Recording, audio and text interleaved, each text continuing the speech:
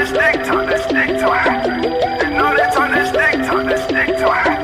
They know they turn this stick to it. They know we turn this lick to it. I'm hiding for this cash up on a new choice. Yeah, for this cash up on a new choice. Can't understand this, cause you're too soft. Taliban pants, run straight to the machine. They know they turn this stick to it. They know they turn this stick to it. They know they turn this stick to it. They know we turn this lick to it. I'm hiding.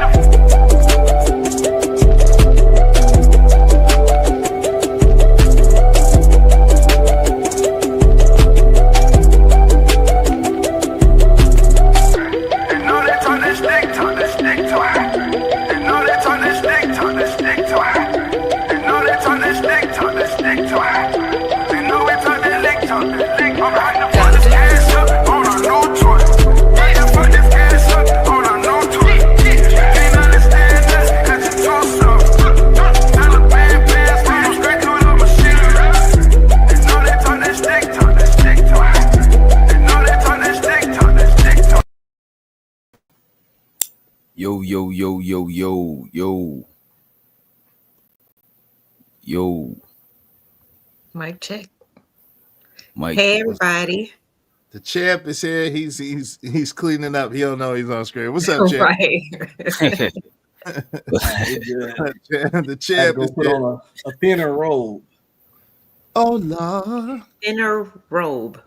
Yeah, thinner robe. That one was kind of. I get hot in that one. Damn, is it cold? Is it cold where y'all at? Yes, sir. Chilly with enough money to free a Big Willie. About 37. Yeah, about the same. Yeah, that shit is 37, 36, I would say. That shit is. Yeah, it's a little brisk. It's a little brisk. You know what I'm saying? Sheesh. I had the coat. Look, I got the coat right here. I had the coat on. I had to pull that joint up. You know? Man, I'm moving through my crib with this right here. This fucking big ass robe. No doubt. Hey, look, I feel like the Pope. You know what I mean? I put the Versace robe away so they wouldn't talk bad about me. You know what I'm saying? You know, so I just got the coat right here, man. I'm about to go buy some wood tomorrow. Oh yeah, light up that fireplace. Fireplace. That's what's up. My kids like it. The wife like it. I ain't gonna hold you. The fireplace be having the whole shit toasty, right? I fucks with the fireplace.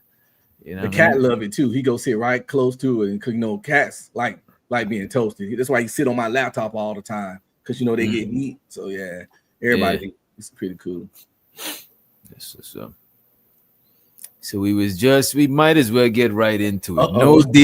No Diddy, but we about to get right into this Diddy shit, man. Yes, sir. Let's start off where we left off. Shit. So well, I don't know. Y'all was to go down the hole. I'm like, let's start. Pause. Lauren, go down the hole. We're not about to go down the hole. Come on, y'all. Lauren. We're not. Y'all are really Diddy themed out today. Talk about the pause, take that. Let's just start from the top. I guess is the only one that's seen the Diddy the documentary. The Diddy-mentary. Yeah. You're the only one that's seen the Diddy-mentary. I mean, when did it officially come out, though? Last night. Oh, okay. Yeah, I think it was last night. Yesterday. Yeah. You stayed up late watching the whole thing. Yes, I did. You know, I did past my bedtime, bro. Exploring, like, what the freak? I heard it was dark, though. I heard it was some dark. And hell is hot. Yeah. So what did you think of it? All right, spoiler alert, little spoiler alerts. I won't tell too much of it. I'm gonna try not to tell too much of it. I don't want to ruin it for my peoples. I know a lot of y'all haven't seen it. But it was wild because, you know, just when you thought that you knew some shit, it was a whole bunch of shit that I really didn't know. Even though I knew a lot of shit about Diddy, it was some shit I didn't know.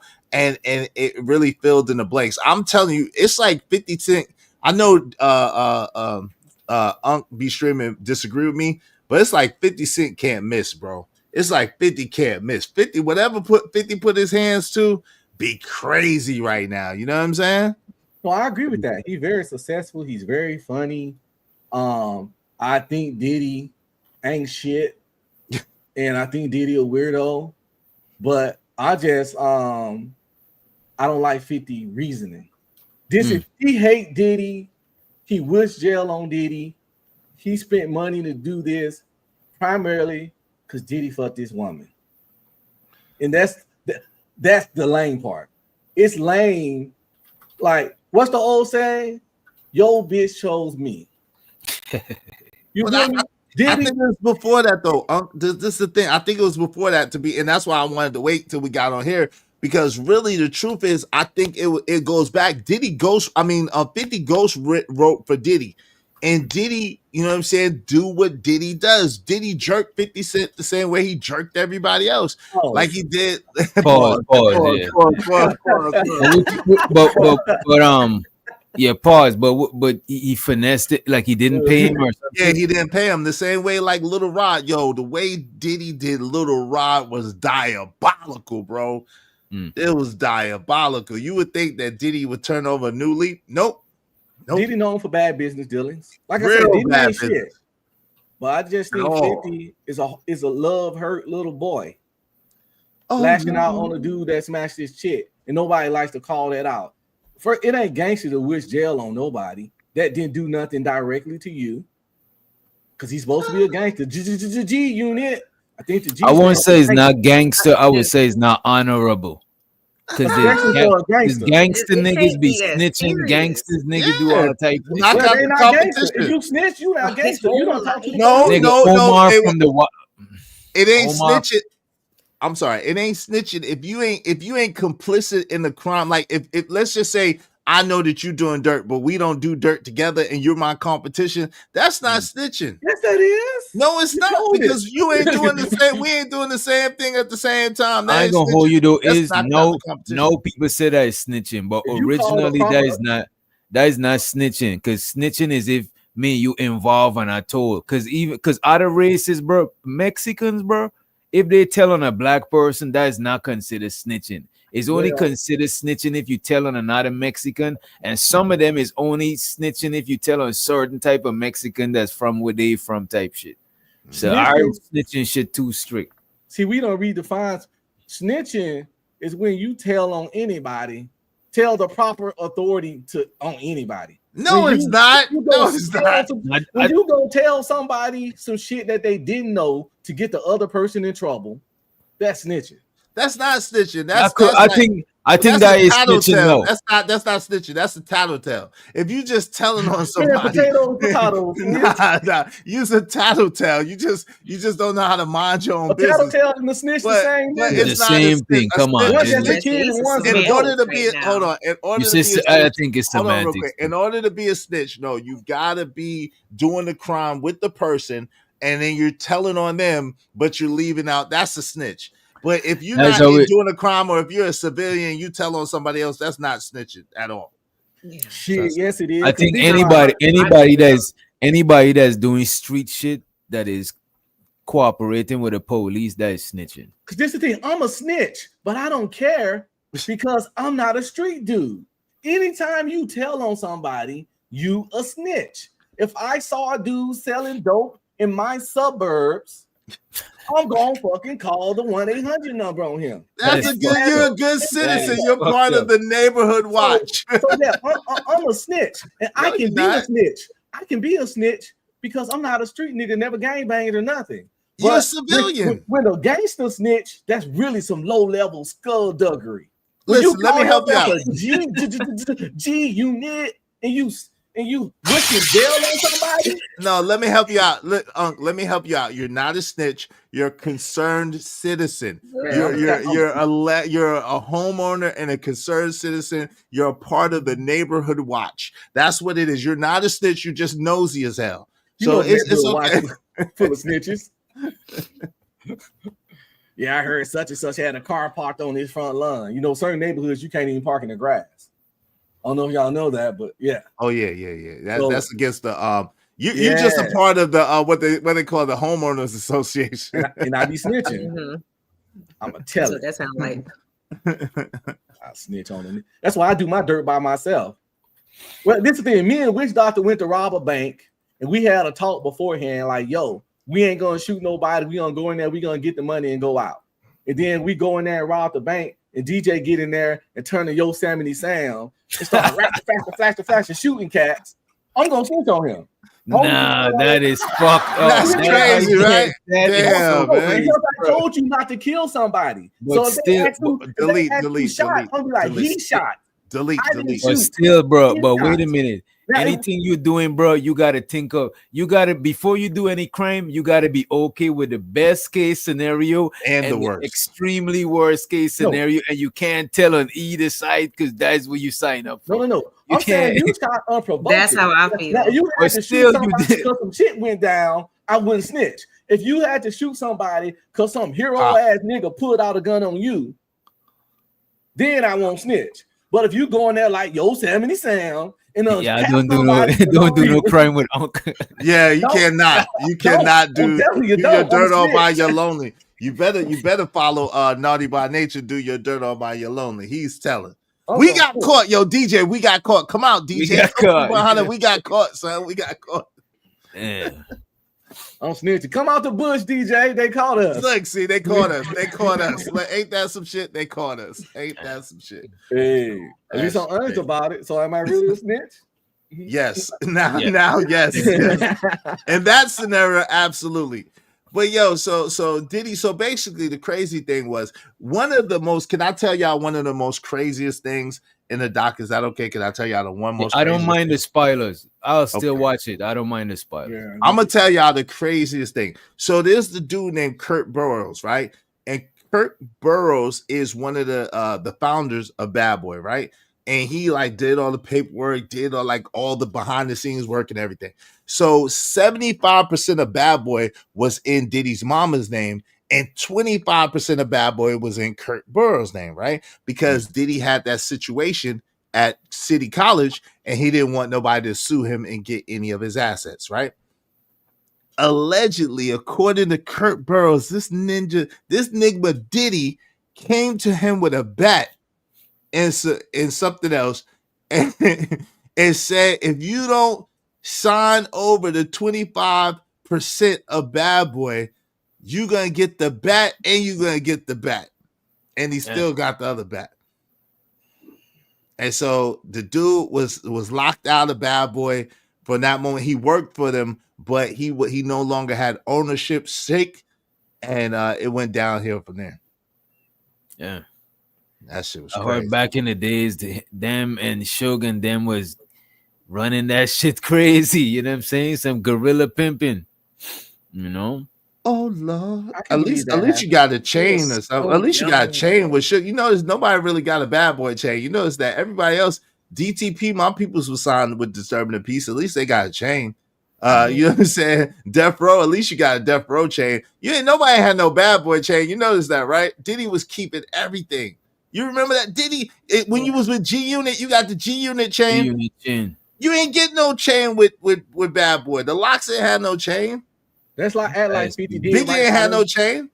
We ain't gonna act like 50 did right by them G Unit dudes. Shit, yes he did. Let me tell you what a weak ass dude 50 is. How feminine 50 is, right? Oh Lord, so don't feminine. Do that. Go ahead. He one of them dudes that get mad at you if you friends with somebody that he don't like, even though that person didn't do nothing to you.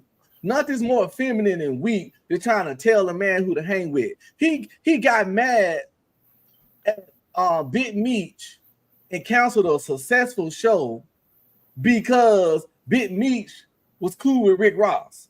That's so fucking feminine. Why are you policing another man's friendships? That's so not feminine. Lame. Wait, hold on. No. Listen, prime example. I don't like Sharon. Watch the Izzy. I don't like Sharon. I think he a bitch ass nigga. But I donate to your show. I support you, and I'll talk to you any day of the week, even though you deal with him. It'll be real bitch of me to not support you and fuck you off because of who you cool with. Hey, listen, let me just say this. Hold on real quick. That's a huge difference. I get it, right?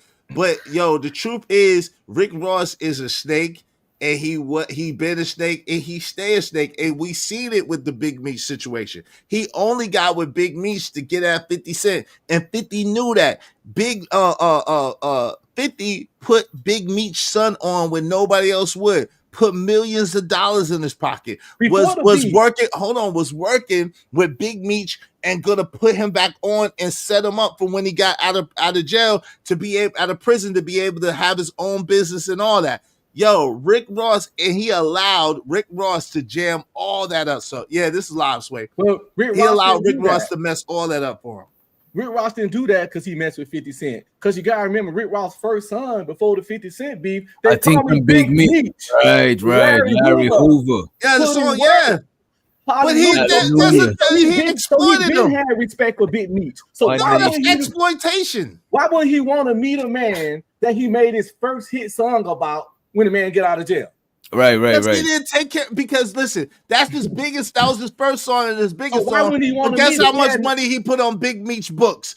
Zero. Guess how much money he put in Big Meech's son pocket? Zero. Guess how much he put Big Meech and them on? None. Well, so at the end of the day, 50 put the money where the mouth was, and 50 was putting them on. So 50 is the type that you can't mess with my ops and my enemy. That's that Nigma's ops and enemy. He looking for any way to get at 50 Cent.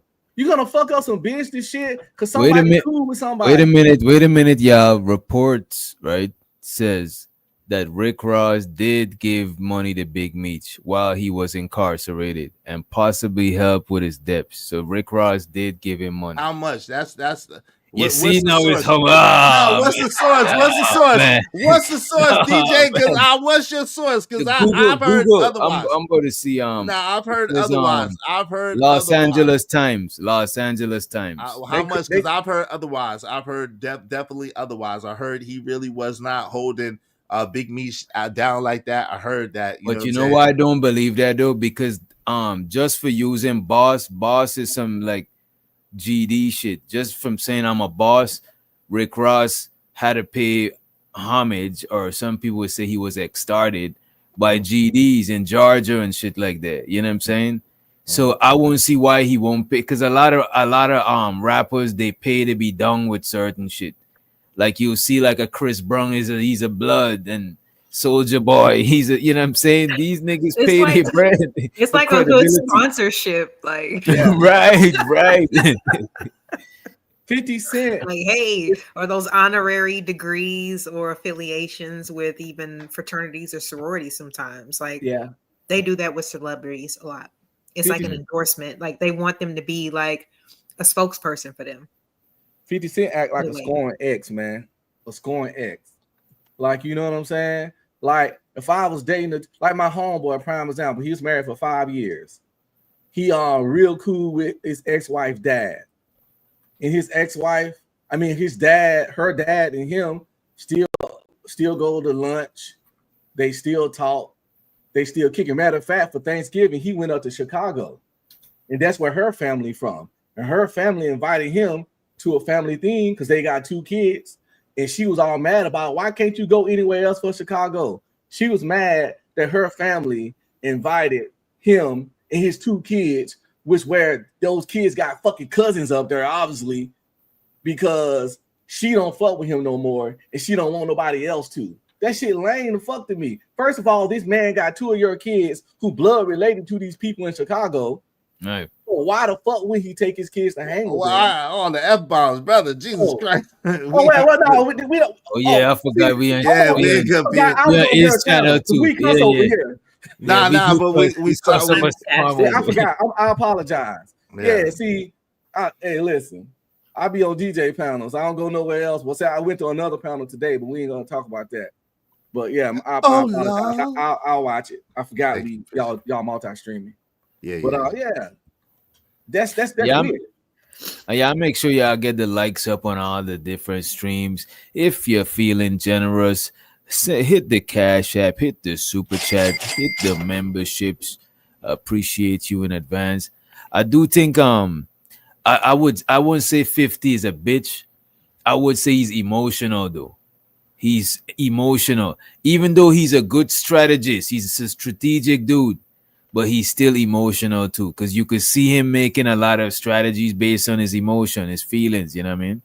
Well, let me say this, and I said this earlier, right? Diddy is a prime example of why Nigmas need to get their money up front. A lot of times Diddy and how Diddy move, if you allow a dude like Diddy to get cool with you, he will use the shit out of you and you will be broke and he will be rich off your effort. You know what I'm saying? Diddy be sitting there, take that, dancing the shit, shining the shit, tricking your money off on these chicks, and you be sitting there eating ramen noodles and oodles of noodles, starving, messing with this nigga. I'm trying to tell you what God love, man. I ain't gonna hold you, bro.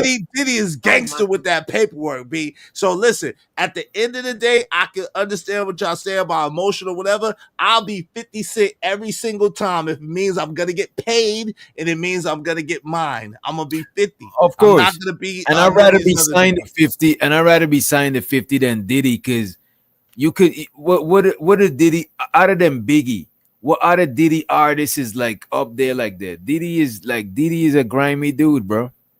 I always said that before. I used to be like, I would never sign a record deal with Bad Boy.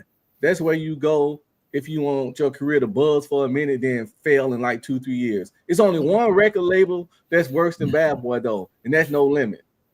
Oh Lord, No Limit got do. You remember how you do Master P like that? You remember on the No Limit cover, they used to have all the albums coming soon, right? Some of them albums never came.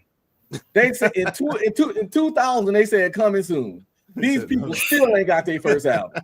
But is that intentional? That just like unprofessional. Hey, stuff happens. Stuff, you know what I mean? It happens. So if you want to sign with somebody and don't get nothing going on, No Limit. At least Diddy will let you get that one album.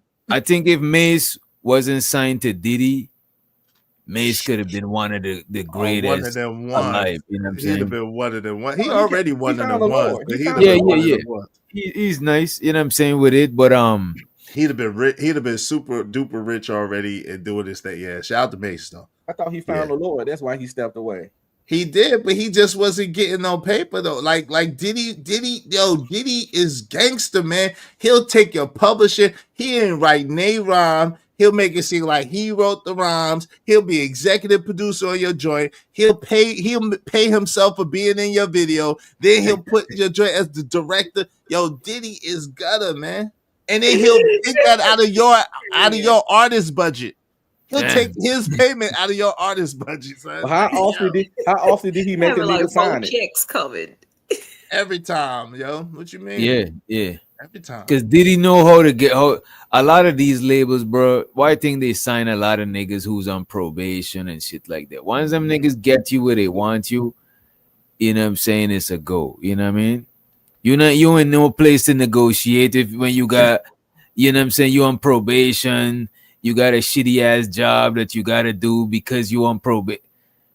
You're gonna sign. You know what I mean? That's why I think when was it? Like 2000 and something. It had a bunch of signed rappers. Like 1 million niggas was signed. As a matter of fact, Gucci Man was advertising that he's looking for artists. You know what I'm saying?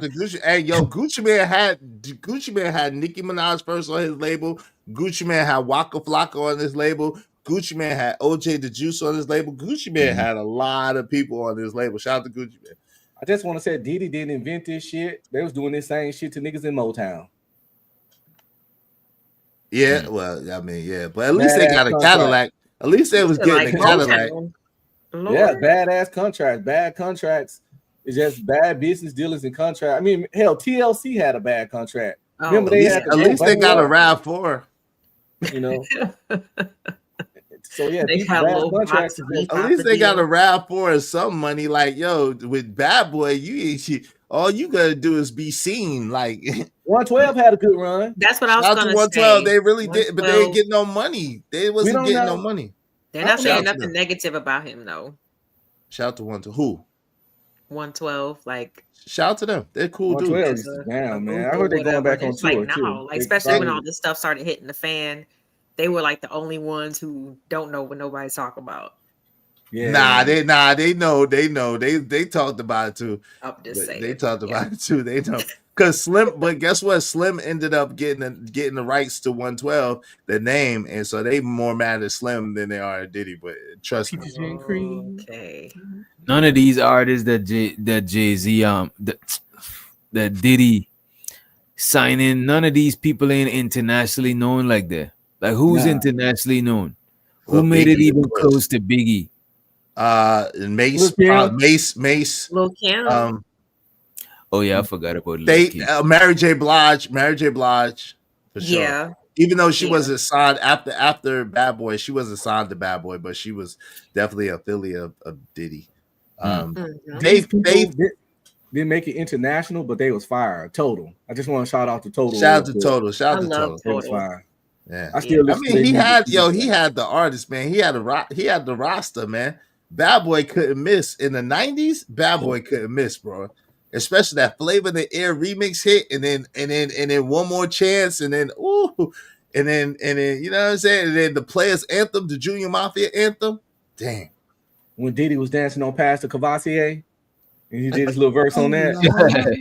That nigga was always dancing.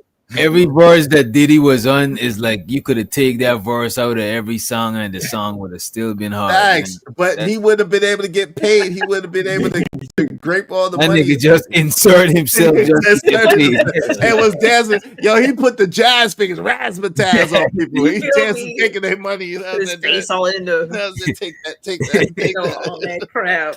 Yeah, he put the razzmatazz on them people, man.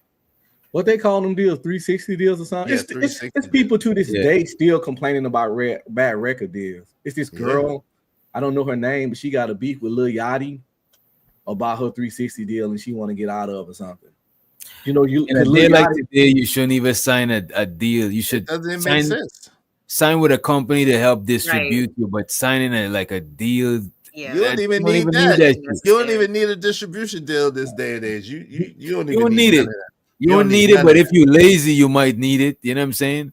Everything's so lazy, digital. you might need it. Because if you got digital distribution, you still got to do a little bit of hustle. Yeah, you still got hustle, of course. But guess what? You got hustle when you're on a label.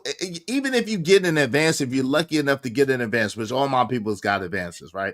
But if you're lucky enough to get an advance, which they write it off as a tax write-off anyway, like you only gonna get like 200,000, 100,000, 275,000, generally speaking. So like, yo, you gotta use that to make yourself hot and to make yourself buzz and to make your name buzz in the streets. Y'all know who Russ is? Yeah. From LA, shout to him. I like Russ. Yeah, Russ made $5 million a year, but he been offered. He has no record label, no nothing. He's independent. Yeah, he's been offered to be signed to double or triple that crap, but he turned it down.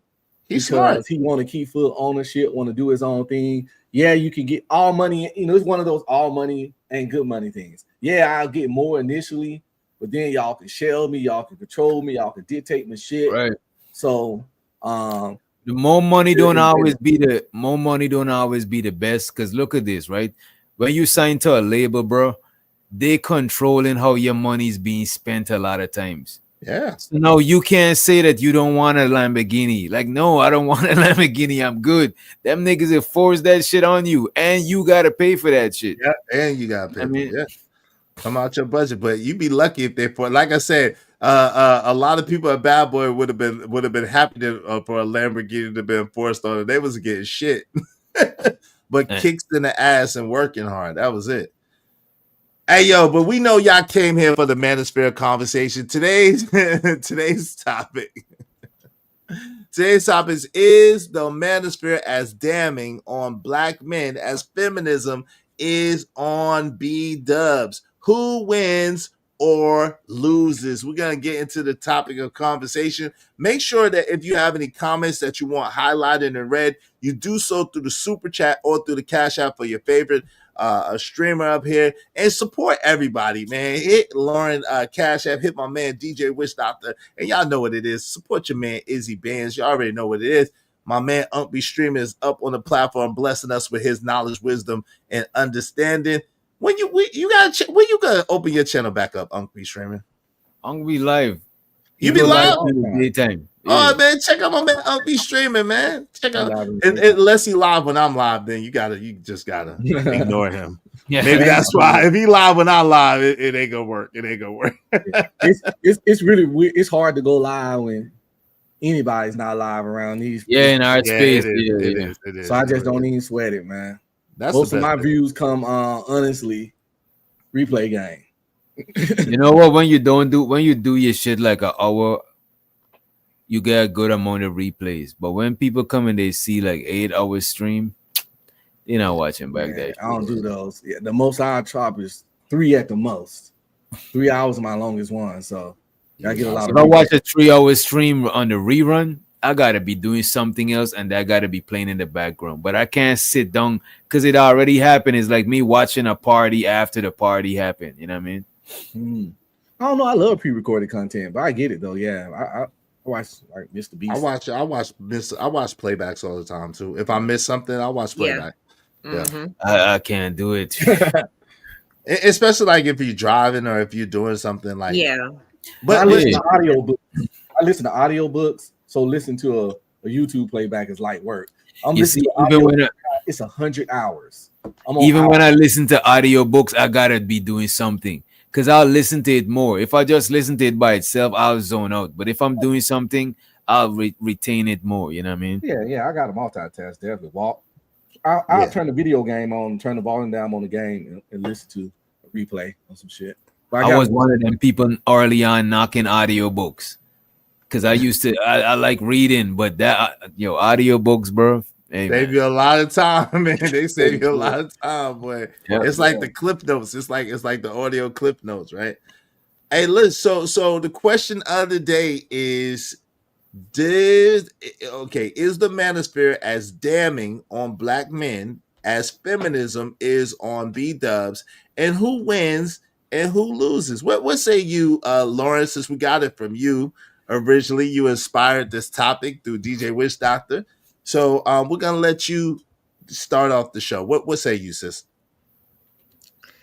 All right. Well, I had originally did a stream. I don't know what like a week ago. Just saying, basically just kind of proposing, did both black men and black women kind of get put into a trick bag when it comes to these different movements? Because it doesn't bring us any closer together. And we already try to differentiate ourselves from other races of people, right? So it's like, I really don't believe that the way that we dealt with each other, like historically and originally, was anything close to how other races of people did. However, their problems kind of trickled down on us, of course, because of, just observation, assimilation, and, people just kind of take on other people's problems, because now as we get into modern ages and we're getting, into our man and woman bag, we're kind of like gravitating towards information and movements that make us feel good, but is it good for us? You know what I mean? When I started coming onto this space, this is technically my 2nd year anniversary, y'all. Second year anniversary. I've been Congratulations. Congratulations. Y'all make sure y'all subscribe to Lauren's LA Projects channel, man. Make sure y'all subscribe. But one of the things that I definitely was hearing, even as a newbie, who was used to dealing with people in real life, was that Black women got tricked into feminism. So as I started my, just observing and just listening to everything, I kind of feel the same way when it comes to Black men. I feel like y'all kind of got tricked a little bit. I did do some research, of course, to support my stream. DJ, before you go, look at the back chat. I'm sorry. Go ahead. Okay. No, go ahead. Yeah, I just feel like in terms of not right now. Go ahead. You gotta finish what you saying. Thank you. Oh, he ain't gonna care about. Yeah. Right. That's a good one. But yes. Look at Lauren. That's why you my guy. That's why you my guy. But no, like I feel like it's kind of like a mutual thing, after observing a lot of stuff. So that's kind of the premise of where, my original, live stream came from. And so want to know what you guys think about it. The Red Pill Ranger, my guy, Unc B streaming. Go ahead, take it away, brother. What do you think? He dropped the red pill. I know he's Unc B streaming. So Unc B streaming. What we talking about? It is the manosphere as damning on black men as feminism is on black women, and who wins and who loses, bro? Well, I think both can be problematic, obviously, but I think feminism is more problematic as it is now. Right now, we on fourth wave feminism. Anything after the second wave wasn't for better treatment, because I researched the hell out of this. Anything after the second wave wasn't for women empowerment. It was more for boot to the neck of man, especially third wave. Third wave wasn't about equality. Third wave was about getting more stuff than men. And fourth wave is just pretty much some decentering man, boot to the neck of man stuff. So feminism in itself wasn't bad, but it's like anything, it goes on too long. Because at this point, what rights are they fighting for? What can they do? What can't they do that a man can do? What is going on now? Like, what is this about? Like, it's legally nothing that we can do or be that they can't. So how the hell you get and that ended at the end of the second wave. So how we get to a third, then a fourth wave is insane. But they both can be problematic. You know, you got ragers and you got femtards, and the extremes on both fields cause problems. So the extreme manosphere dudes are extremely problematic, and the extreme feminists are extremely problematic. I just watched a video today with women talking about pretty much the KKK should use violence to take out more black men. Right. That woman said that. Wait, you got the actual video? It's on the Daily Wrap Up crew. I throw it in the back. All right, cool. Crazy. And so they both, but who loses in this gender war, this stuff, is the children. The children lose in this gender divide, gender war shit. So they both problematic. I think feminism is a bigger problem because I don't understand the point of stage 4 feminism, because y'all got it now. And the kids lose in the end. Bars.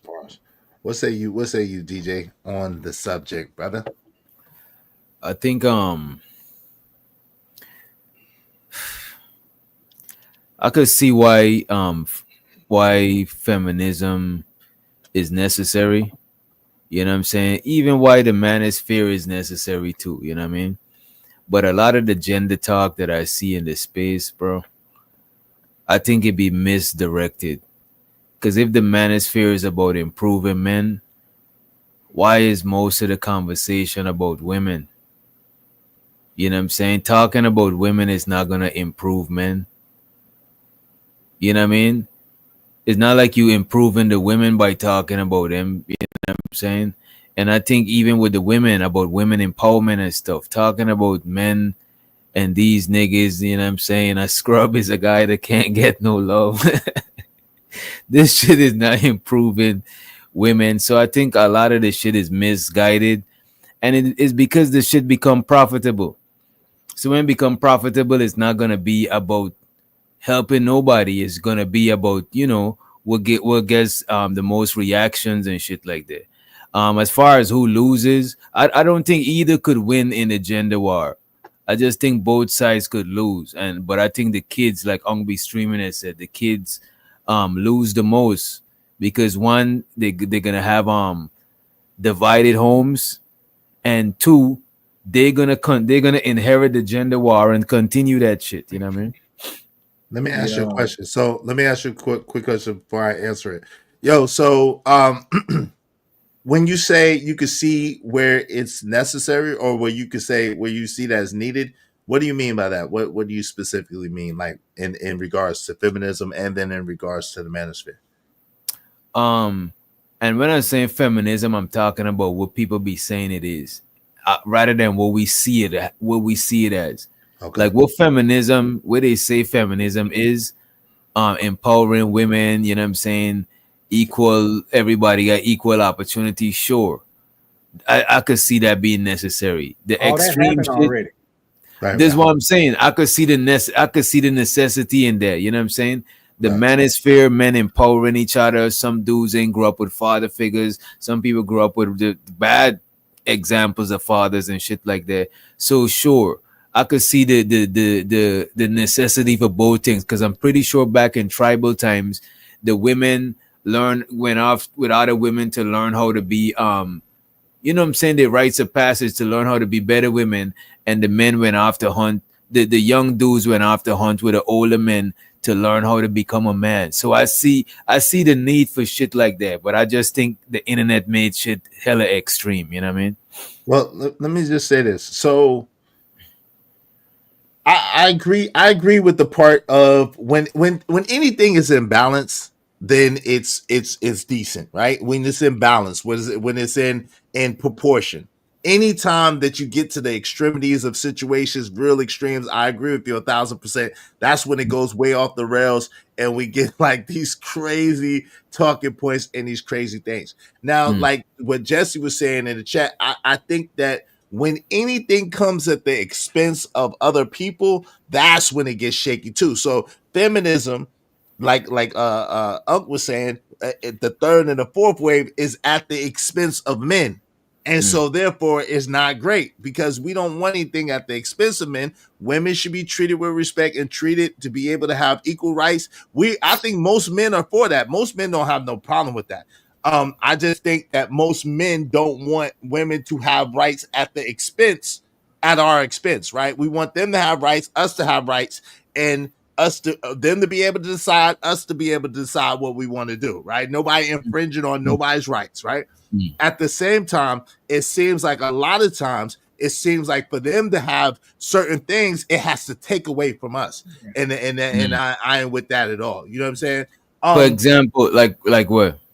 Like for example, this whole wage situation. See, it's diabolical in nature, though. It's for the truth of the matter is, it's elites using women as pawns to control lesser men. That's really what it is. Economically lesser, socially lesser men, not lesser men in the sense of men, but just economically and socially lesser men. Go ahead, Ella. You want to say something? Because that's almost like implying that they're just picking random women to just fill these certain slots. Are you saying that they're not actually qualified, or haven't went through certain, like training or courses that actually correlates with the job that they're that they say that they're going for? Well, it could be the case that they qualify, and then it could be the case that they don't, or not as qualified as a man in some of those positions, right?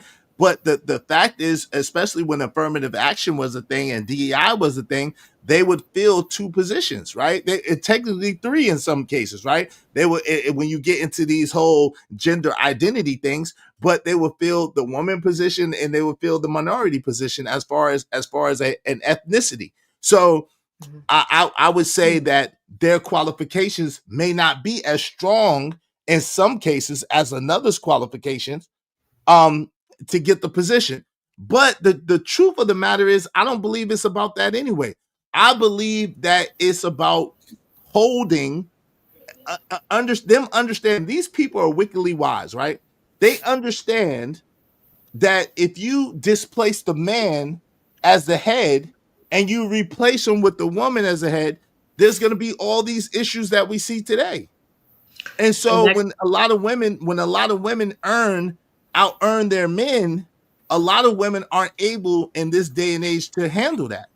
There's some that can, but a lot of women are not able to handle that. And so they let that displace and disrupt the family structure and the family unit. And that's the problem. Go ahead. But again, I mean, sorry, I'll tell DJ, I put the link in the back. Sorry, I just said DJ, I put the link in the back for that thing.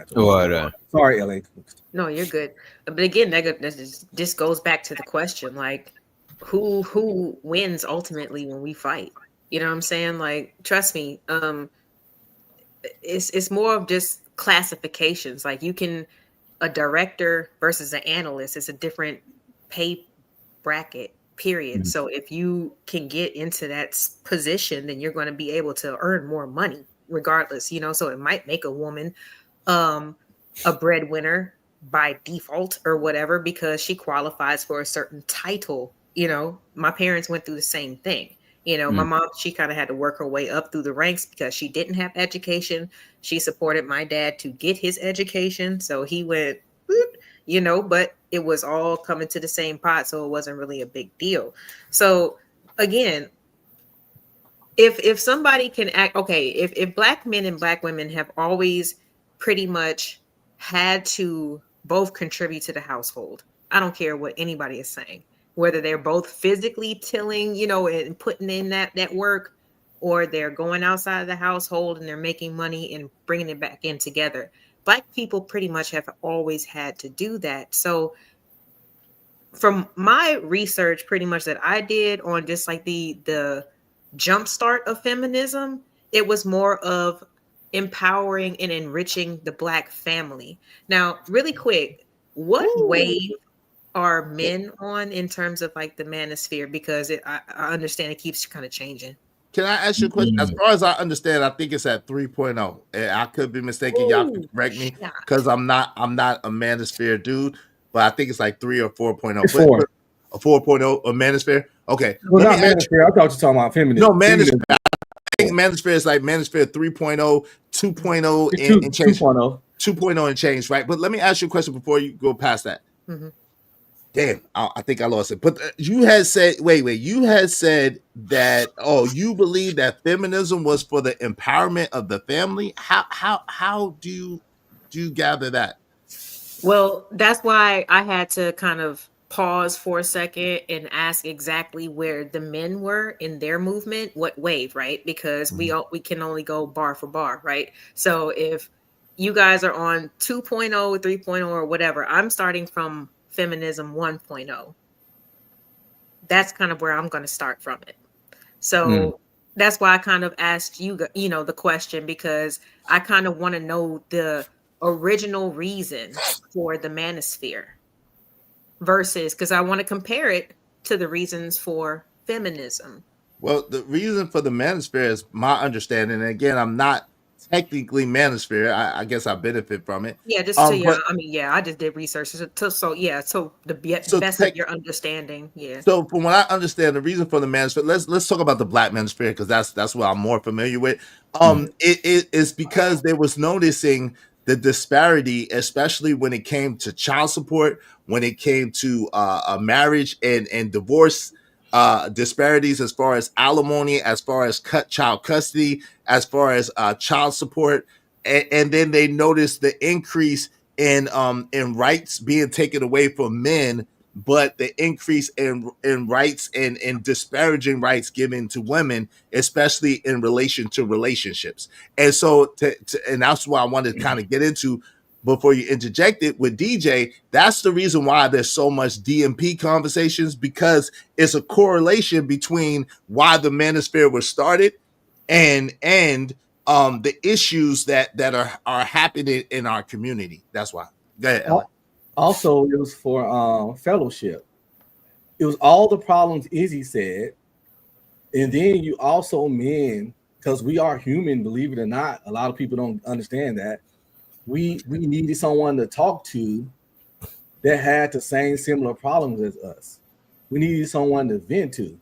We understood that if you a lot of those problems women don't care about, don't think about, and ain't equipped to advise you on. So you're gonna talk to other men, sometimes going through it, sometimes they've been through it, older generations that's on their second, third divorce, as you going through your divorce, that can you know talk you through it and stuff. It's mentorship, big brother program, learning from your elders, learning from somebody who's been there, done that. And that's another reason why we created so men can fellowship, because men has always fellowship. We used to do it around the campfire back in the day doing wars. Now we do it on social media. But for some reason, it irks people for men to fellowship with other men. You might even get called GHEY. We're gonna say it like that for fellowship with other men. But yeah, why does it seem to bother women so much, LA, that men get together and men talk about what they talk about? Why does that seem to be so troublesome or quarrelsome for women? And I just want to add real quick: the women that are bothered by it they don't have to watch it. Y'all killing me, man. Like, yeah, LA. I'm sorry. Let her go. I'm glad I got stuff written down. Like, I was just asking you. So yeah, I was asking. It's like it's just a statement. The women that bother don't even have to watch. That's how y'all like it. We got you. Let go ahead. LA. There's nothing wrong with men getting together. You know what I'm saying? I actually, even when I've been in relationship, I encourage, like just because we together, it doesn't mean you need to skip your guys' night. You know what I'm saying? Like, please, like, you know what I'm saying? You need to keep that going on because they've been there before me. You know what I'm saying? And I don't know their importance in your life. I don't know all that stuff. So, but it's healthy. You know what I'm saying? So I'm not saying anything's against that. However, it's more of the subject matter. Like, everything on the top of the dome is just about everything that I don't know that people feel that they can't change or they can't control. And in this situation is men focusing on women and then they can't control them or they can't, there's certain things that they can't obtain for whatever reason. And so it's like they kind of nowadays seem to get together and more complain than anything else. So it's just like, it's more for me as a woman, it's more of a question. It's just like, damn, if y'all are the problem solvers and logical and this, that, and the third, and it's like, I get it. Everybody needs the woo-saw, but coming together as men who actually know what it's like to go through certain experiences, who could actually give you good advice, that's not what y'all doing. What problem? Hold on, was solved without talking? Give me one second. I disagree with that. The reason why is this. I think that, like I said, off the top of my head, someone said something similar the other day. And really, and DJ, I want you to correct me if I'm wrong. Really, in my experience, I could only think about 3 solid dudes that no matter what, it seems like they're going to bring it back to women. It's going to be women's fault, and they're going to complain about women. Hood conservative. That's one. That's one. But that's the Pope of misogyny. Yeah, that's one. But there's like 2 other dudes that I could think of. I'm not going to say their name, DJ, but there's 2 other dudes that I could think of that's in that pool. But be honest and real quick, yes or no, do you think there's a whole bunch of dudes who just complain about women 24/7? I don't see it. Do you? Not 24/7, but at least 12 hours. Get out of here. I never used to believe it. I never used to believe it until I'm looking for content, right? And I'm like, damn. He said, man puts woman in her place. Oh, it always be some shit like that. I'm telling you, it do be a bunch of dudes. It's not a bunch. It's like 3 dudes. It's like so it's like 3 dudes. Hold on. Now this is what I'm talking about. Which not? I'm talking about the dudes that no matter what we talk about, they're always gonna make it about creators. Content creators. Yeah, content creators. They're always gonna make it about women, right? I'm talking about content creators. But this the problem, or people that be around. Everybody in general, it's a lot of people that do be crying. This the problem. Women. See, what's being said is a major problem. When a man has a critique, a concern, it gets called complaining and crying. Critiquing, having a why when a man that's that shut up and dribble mentality. A man can't express himself. We can't emote. We can't be humans. We can't have the same human reaction. If we don't like something, when humans don't like something about somebody, they talk about it, they vent, they critique, because no one is above critique. But when a man has a critique or concern, it gets a negative connotation of complaining and crying. We know crying, when someone says you're crying, when you just expressing yourself, that ain't shit positive about that. And that's like let me take that back. You know what? I'm being insensitive. Not crying, complaining. Well, it ain't even complaining. It's a critique. Critique is valid. What if the right? But why? Okay, so why can't complaining if it's valid? Coddling and babying men too much, and especially young boys. Like it's not supposed to be a balance. You know what I'm saying? So who's giving the critique? I think that's the men that's giving the critique and calling them simps, weak, and all this other stuff. And those are all single mother raised men that's pandering. Their opinion don't count. It's man-hating men out there. And man-hating, like Sharon's a man-hating man. Like, that's not a reflection on women at all. We sit back and watch y'all fight in the middle. When you hate man, you're fucking cannibal because you are a man. You eating on yourself, nigga. How you a man but you hate men? Right. You're gonna have sons, they gonna be man. A man-hating man is weird as fuck. Because you won. That's what I was saying last night about the women. They were anyway. I'm sorry. Yeah, it's weird. It's a little strange. It is strange. That's what I'm saying. So listen, but this is the thing though. If we be able to empathize, right? But if this is, and I really kind of hate that we've devolved a little bit. Yo, guess what? Most of our lifespan, especially as adults, has something to do with the opposite sex. It just does. You know what I'm saying? It just does. So why would we expect to have conversations and not include the opposite sex? That's ridiculous, right? Yo, the opposite sex, the person that you spend your life with, is the single most biggest decision in your life, right? The person that you spend your life with is going to be a determinant a lot of times whether you're going to be successful or whether you're going to be messed up in the game. And so at the end of the day, the truth of the matter is this is the one chance that we get to choose. You don't choose your son or your daughter, your mother, your father, your sister, your brother, your cousins. You don't choose them. You choose your significant other. You choose your spouse. You choose the person that you're going to spend your time with. So why can't we talk about these things? And why, hold on real quick. Why, to Unk's point, when we talk about it, does it have to be complaining? Lauren, you got to shut up and dribble, bro. You got to shut up and dribble and beat your press and put out your Captain Caveman club. Go ahead. You macho. You a man. You don't have. But all right, let me get it in after Unk be streaming then. Yeah, you got to shut up and dribble. Because the thing about it is the passion and the conviction about the critique. It don't just be critique.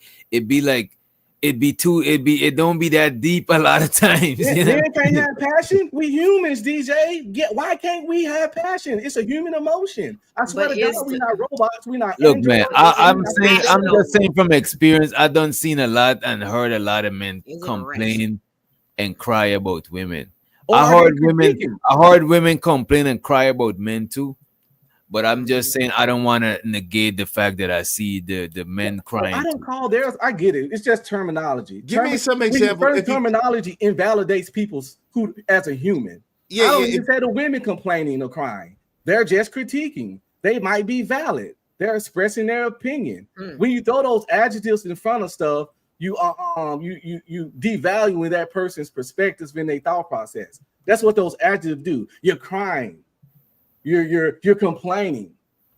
Like, damn, I can't talk. That's why niggas used to suffer in silence so much.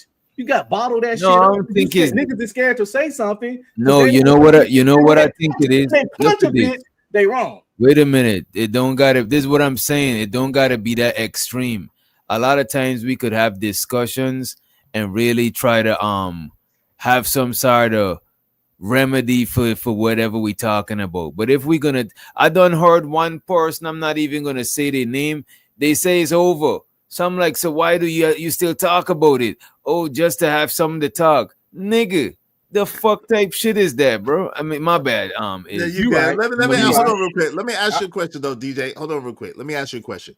So my question is, give me an example without naming no names. You don't have to name no names of complaining. Like when you say men are complaining about women, give me some examples of things that were said so I can understand what you deem complaining, if you don't mind. What I deem complaining, let me see. Yeah, these black women fill in the blank. That's why you gotta get, or these Western women fill in the blank. I'm not saying that the men exclusively complain and cry. I'm saying the women do it too. It's what if they saying something that's true, DJ? You say what? What if what they're saying is true? I still look at it as complaining. If you come to have a complaint, It is what it is. It's a complaint. You shouldn't be embarrassed about it. You just own it. It's a complaint. Something is wrong. You voicing your opinion about something that's wrong. You complaining about it. Do you want to not? Nah, that's not a complaint. That's the same thing about the snitching conversation. What's wrong with complaining? No, it is something wrong with. Hold on, there. No, we getting somewhere. No, it's something wrong with complaining. Everything is wrong with complaining. Hold on, it's everything wrong with complaining. Yes, hold on, time out. It's everything wrong with complaining. Let's be honest. At the same time, to have a grievance and to have a complaint, or to have an observation and to have a complaint, is two different things. Let's get to super chats. Some of the observations. Let's get to super chats real quick so that the people that sent us money can be appreciated, and then let's keep moving with it. I appreciate y'all. Let's go. Show so to Taylor Gang. He says show so to the panel and the chat, and we got Jay Jermaine. Shout out to my guy Jay Jermaine. Thank you for that nifty 50. Appreciate you, bro. Just look it out, fam. Peace to you. I appreciate you, bro. Thank you. Y'all make sure y'all hit my man DJ Witch Doctor's Cash App, his super chat, LA Project as well. Support the show, and y'all keep it coming. I appreciate y'all. Trucky, thank you for the $5. Saying hello, beautiful black women. LA love the natural hair. Men on the panel and the chat. Salute, gentlemen. Salute to you, Trucky. I appreciate you, bro. What's up, Chester? Shout out to my guy, Jay Jermaine. Thank you for the double up. No, at Unk be streaming. It's when it's a so-called black man who has a critique or conversation about certain issues, especially involving the so-called B-dub. Shut up and dribble, Nigma. Yeah, that's when they do that, right? Shout out to Trucky L. Thank you for the 20. This is actually a good-ass conversation to have for real, but the answer to the show or the topic is just like the things black women have done pales in comparison to white women. Feminism is way worse. Yo, shout out to you, Tucker. Appreciate you, man. If y'all would, make sure y'all support the show, support stream. If you want your comments highlighted in red, do so through the super chat or through the Cash App. We got a lot of we're simulcasting, so there's a lot of people coming through. If you want your comments highlighted in red, do so through the super chat or through the Cash App on your favorite content creators channel. Okay, we appreciate y'all. Mm-hmm. Well, I mean, to answer all of that, because I know it kind of started as a question towards me, but then like again, y'all need to get it off. Your chest, okay? And I have no problem with that. A lot of women don't have a problem with that. Some women, I mean, okay, first of all, do you think all women are created equal? Meaning, no. Do you think that they all kind of have the same type of temperament, the way they process life, or even semi-healthy? Everybody's got problems, right? So do you think that all women are created equal? No. Okay. So do you think it's a possibility that when there's an extreme reaction to something as simple as a man expressing his emotions, that might not be a healthy woman that you're talking to? It is not indicative on women in general. Like we're always like, we want to know about your day. We want to talk. We ask you questions.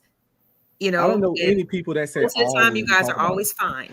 You never want to talk about it. And it's just like, okay, or you assume that you can't trust.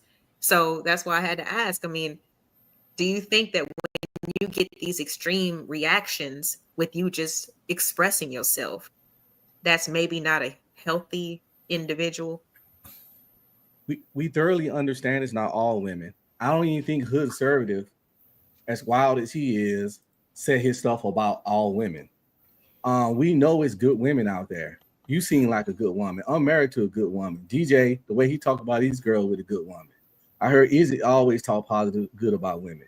So we don't. It's not an all thing. It's never an all thing. But just because it's not all doesn't mean it don't exist. We talk about what exists. Now, so how come we don't see a lot of channels that's pointing? I think we need more channels that's pointing out the examples of the good women. Exactly. So like, it's plenty. Nobody don't watch them. It's making it seem like what you're talking about. They don't watch them or support them though. And that's not true. People think they don't watch them or support them, right? Yeah. They don't watch. Whenever I do a show about all the good. Whenever I do a show about all the good women, those be my lowest grossing shows, my lowest number shows. People don't care. They don't want to see the good. And whenever we point out, I've done shows about billionaires. I've done shows about multimillionaires. I've done shows about good women and I did a show celebrating the good women just to see what would happen. And cricket. But y'all could see how somebody would think that somebody who know that is a lot of good women there too, watching that shit could seem like you're trying to paint women in a negative light because you mostly talk about the negative one. It's like if you're saying the majority fit whatever you're saying, you know what I mean? My highest view about that's all we hear about. I highlight but listen, everybody that you hold on, me personally, I highlight. No, I know, but I'm just saying, me personally, I highlight good women all the time. I try to, right, because of that. But what I'm trying to tell you is, if you do a whole show about that, crickets, bro, crickets.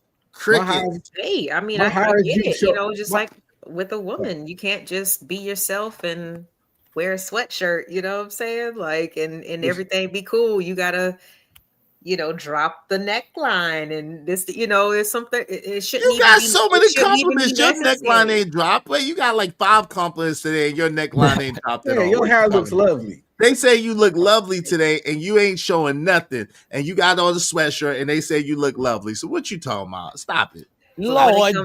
No, but I still get challenged more than, you know. It seems like more, I'm actually like a person who is open and doesn't mind giving my opinion, but it's just like when I do, it's just like, no, that's not true because y'all be doing it. I'm like, who is y'all? God damn! Like I said, who y'all? Welcome to manhood. If it's a few people in between, then why does it sound like every person that y'all encounter is just like, yee? Like, I don't know. That shit. It's the same way though, but you realize, Lauren, right? It's the same way with a lot of women to men, right? Y'all niggas this, y'all niggas that, y'all don't never do this, y'all always do that. And y'all, when women don't say some men, they make it seem like it's one big giant enigma, and we're all that one big giant enigma.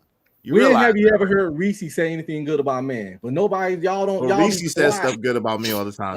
Reese says stuff good about me when I'm not around. The amen corner. I let people do them because I don't. But y'all be silent with that. But if hood service get out here and talk bad about women, I know you don't be talking with your all caps and your super chats. Everybody go bananas when hood conservative go off. You be going Reese do the same shit every day, and the same women that go bananas when hood go off. Be quiet. And some of the dudes that go banana when hood go off, be quiet. Because it's more acceptable and more supported to talk bad about men than it is about women. See, a lot of guys see women as their mama and sister. But these women ain't your There's way more successful men online than women. Like with that type of rhetoric, you do understand that. Like the money comes when you bash black women. You do understand really? That. Like, when you bash black people, period. You better ask Derrick Jackson. Until he got caught up, he had a fucking how many Derrick Jacksons? How many Derrick Jacksons are there though? Derrick Jackson, Yada Awakening, Ace Metaphor, Sharon Bracey, weirdos. Sharon Bracey. Those are men. I said women. You keep going on. It's the pandering is real. I said women. I don't know that. I don't know them. They want both sides of the grift. You don't know Ace Metaphor? Yada Awakening. Yeah, tonight's conversation. Huh? Yeah, all those bearded men podcast niggas. Yeah, yeah. He keeps helping me. It's cool. But I wanted to just put this out here because, like I said, like I don't know. I don't have a problem with hearing a man's grievances. You know what I'm saying? Like I said, you everybody needs to get just stuff off of their chest, just so they don't have to just walk around with it and act like everything's fine. That's that's unreasonable. You know what I'm saying? You're going to expect some type of reaction or some type of like, disposition from your partner, depending on the things that they've been through. Right. But I do want to just put this out there real quick, because that's why I had to ask about the wave that the Manosphere was in. So I'm more focused on the first and the second wave of feminism, because the origins was more just for actual like human rights. You know what I'm saying? Like there were grape was a war tactic at a point in time, to the point where Article 27 of the Geneva Convention had to be put into law, into pretty much global law. It was that bad. You know what I'm saying? So, and there's many other suggestions, but I just other examples that I have, but I do want to just put this out there. At the same time that the second wave feminism was going on, actually, that's when the men's rights movement was created, and they were right long in step with the second wave feminists, because both men and women were tired of the actual pressures that society was putting on the genders. Okay, so when you guys talk about how come men can't, express themselves in this, we agree with you. We agree with you. There was also the Vietnam War that was going on, which we did not agree with. Both men and women. We didn't want our young men having to be forced to be sent into a war that nobody agreed with, nobody had anything to do with, right? So there was in step with that. Second wave feminism actually put sex education into, into place, which I know people don't think is a big deal, but the more you know, the less mistakes you make. You know what I'm saying? So if you think about the lack of education that our elders had, how many babies they had, because they didn't understand how things worked. You know what I'm saying? So as time went on, it was important, especially if we wanted to be reproductively responsible, right? Also, when it came to making sure that parents had time off of work when they had children because they needed to bond, because families were important. The feminist side went to that, right? Unfortunately, and in my opinion, in the Manosphere sphere, and you guys can write this down if you want to. You probably heard of him, but he's probably the original grifter. His name was Warren Farrell, who was supposedly the founder of the modern men's rights movement, roughly around 1968. How we gonna hear about it? We ain't heard about him. No. I know. But that was there's a couple of books you guys might want to look into, but that was the same time, of course, that the Panthers were, developed as well, because the original men's rights movement did not include Black men at all. Or any of their qualms or complaints or anything. Actually, the white men were getting bashed upside the head legally by their women through the court system. So that's why I kind of correlated how we got tricked into this stuff, because technically this is a white man's problem before. This is the reason why they, another thing that they kind of added into the movement, because and feminism was a white woman's movement. Doing the no-fault divorces, going after alimony, and things like that. Right, and that's the thing though. And feminism was a white woman's movement, and we got and the to vote. me, but we stopped the forced sterilization. But we got the white women movement. We weren't oppressing y'all. Bring back to our exactly. We didn't have the same problems that they had. To Unk's point, that's why. Hold on, real quick. That's what I wanted to ask you. When and if you could be succinct, because I wanted to finish my statement. But when in the history of America has so-called Black men oppressed so-called Black women? When has that ever happened? When have we in general been an oppressive force for y'all? What I said was their problems, and I'm trying to keep it PG, their problems were different from our problems. Black feminism was about, like I said, getting access to the vote, because we know that we can get things changed in terms of our race in general. We always kept our families in mind. We wanted to be more than domestics and cooks. You know what I'm saying? We wanted to make more money. We wanted to be able to have education, and we wanted to be able to have our reproductive systems. I mean, there was we got you on that, but but the thing is going on with Black women. You're right, but that was the things that Black women were. But should we just stop and do what can? No, I'm asking you. Hold on, real quick. Hold on, time out. I'm asking you, how has that benefited? Than nothing. How has that benefited the family, though? This is what I want to understand. How has that benefited the family structure, and the family unit? Again, like y'all education or the fact that y'all are making more money. How has that benefited the family and the family unit? How does making more money benefit the Black family? Yeah, come on, yeah. A woman earning more money. How does that? Yes, I didn't say earning. I said have more opportunities than being a domestic worker. So how's that helped the family? That's what I said. Or working at a department store, Lauren. But how has that helped the family? Is what I'm asking you specifically. It takes you to from lower class or poverty, borderline poverty, to middle class. That's what it does. So it how offers does your that help children a better neighborhood and better education systems. Like, what do you mean? My parents definitely were those 70s babies that always had a joint bank account. Even though my mom was in that first generation, that she could have did whatever the hell she wanted to do. But she still brought the money back to the crib. Right. But now that your mom is a great woman, do most women there bring were a lot of other hold on, but do most women bring their money? Do most so-called black women bring their money back to the crib now? They don't. They want separate bank accounts. They want to keep the money to themselves. They want to do what they want to do with their money. They work hard for the money, and so they want to spend it on what they want to spend it on. And so historically, the problem is that when women earn a bigger wage, which I don't have no problem with inherently, I'm just saying a lot of women don't use it for the family. They use it for Prada and Gucci and Louis and whatever, and Mac makeup and whatever else they want. That's the and Mercedes Benz, Gucci's and Louis in their closets. The majority of women have Gucci's and Louis in their closets. Okay. Michael Kors or Tory Burch or whatever level they're on. But I'm just saying, they, shoes or come on, like let's don't pretend like the average woman doesn't buy a whole bunch of accessories and a whole bunch of stuff. Y'all both making good points. LA, I agree with you about them fighting for the right to vote and the right to more pay and all that. But the problem with feminism is that white women had anger towards men. Black women attached to feminism. And that was their fight. I know, but black women attached to feminism. We still needed stuff done that we couldn't get done by ourselves because we were dealing with y'all attached to feminism for other reasons, but y'all absorbed the anger. Y'all absorbed the anger that white women was having for men for oppressing them, because white men was oppressing everybody. Y'all absorbed that energy and came back and look at Cletus over here like he was doing you dirty. Well, he was walking around every day trying not to get his neck extended. He wasn't oppressing you, wasn't doing nothing to you. He couldn't even look a white person in the eyes without getting lynched. But that y'all absorbed the white woman complaints and anger and brought them on over. And that's what led to third wave feminism, and that's what was flawed. Into what Izzy was saying, he got a point.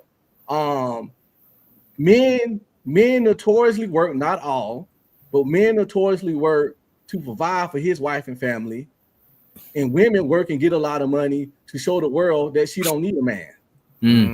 That's why. Now I ain't saying all women. I ain't throwing out no thing, but that's one of the problems. That income calls. Also, the income calls women, instead of sleeping with the man that's best for them, that they need, getting money allowed them to sleep with the man that they was most attracted to, even though he might not be best for her. Hence the single mom problem that we have. And what's up, Chanel? Shows all the Chanel in the building. Hey, Jazz Noel, if you want the link, let me know. Hold on real quick. Give me 1 second. Give me 1 second if you don't mind. Hey, Jazz Noel, if you want the link, let me know. You know what I'm saying? If you want the link to come up, because I can't go back and forth with y'all in the chat. If y'all want your comments highlighted already, y'all could do so through the Super Chat or through the Cash App. Jazz, if you want the link, you're more than welcome to come up. It will balance the platform out right now. We got Chanel, we got Lauren. If you want to come up, it'd be 3 men and 3 women. You're more than welcome to come up. Jazz, just let me know if you want the link. And I like how you kind of like use what I said originally and regurgitated it back out to me, because like I said, when the men's rights movement was originally founded, it was because white men were getting bashed like legally upside the head by they white women in the court systems, and y'all was like, yeah, you know what I'm saying, like we need to kind of get in on this because we need some things changed similar to black women. We didn't agree with everything that white women wanted to do or accomplish, but we needed stuff too. So either, like I said, you rather have nothing than something. You know what I'm saying? This goes all the way back to Sojourner Truth, Harriet Tubman. Are you going to shame those black women as well? They was right in step with some of those white women. Who did I shame? We got to stop using these no, because I'm just saying the inception of feminism had nothing to do with wanting to be equal to men, and that's what I'm saying. But it seems like the inception of this Manosphere stuff has always just been, you say it's about male improvement, but it quickly changed, probably within the 90-day trial period over to let's just talk about black women and what the fuck they need to do. Like you arguing points that wasn't wait, hold on. But this is the thing. Wait, hold on. This is the thing. So if we're talking about, no, it's cool. If we're talking about Manosphere 2.0 and the inception of Manosphere 2.0, then you have to talk about the thought leaders of that movement, which is Angry Man, which is O'Shea Duke Jackson, which is Obsidian, right? And then BGS and a couple of others, and then later on down the road, Kevin Samuels, so forth, so on, right? Tommy Manosphere? Nah, Tommy was never really considered Manosphere. Shout out to Tommy Sotomayor, but he is kind of the father of all of this. But let me just say this. And I only can speak about one of those dudes because one of those dudes is my friend. So when it comes to Angry Man has always spoke on this thing, and he has always predicted what we see now. I got to give him that because it's the truth. He has always said, yo, there's something coming, bro. He's like, look at how these women are changing. Look at how they're acting. Look at how they're behaving. And so he was pointing out that the behavior of the woman is going to be an indicator of the society at large. And he called it right, and he called it from the beginning. So it's not necessarily to complain about black women. At the same time, it is a thing of, if I'm having this problem and I think I'm alone in the world, and then I speak out, and then Unc B streaming says, yo, such and such, and then I can, and then Witch Doctor say the same thing. We understand that we have the same thing in common, and so we're speaking about it. It's speaking about how to be able to withstand it or to overcome it. So it's not an attack on black women. It is an observation of how these interpersonal relationships have been working. We got to work on our adjectives and stuff in the black community, especially on this used to stuff. We bashing, attacking, shaming, all that stuff. Like, no one is above critique. They critique Jesus, for Christ's sake. Unless some of y'all think y'all better than Jesus, you're gonna get critiqued. And then I put the thing. I did a super chat. We didn't get to it yet, but observation. You know, observation and a complaint are not the same thing. They simply not. But just earlier when y'all was talking about being vulnerable, y'all were just like, why do women attack us and do this, that? I mean, the verbiage. What is so wrong about admitting that you complaining though? Like, what is like complaining is negative. You should never ever complain. Complaining is never good. You know what I'm saying? Because you complain when you ain't trying to resolve it.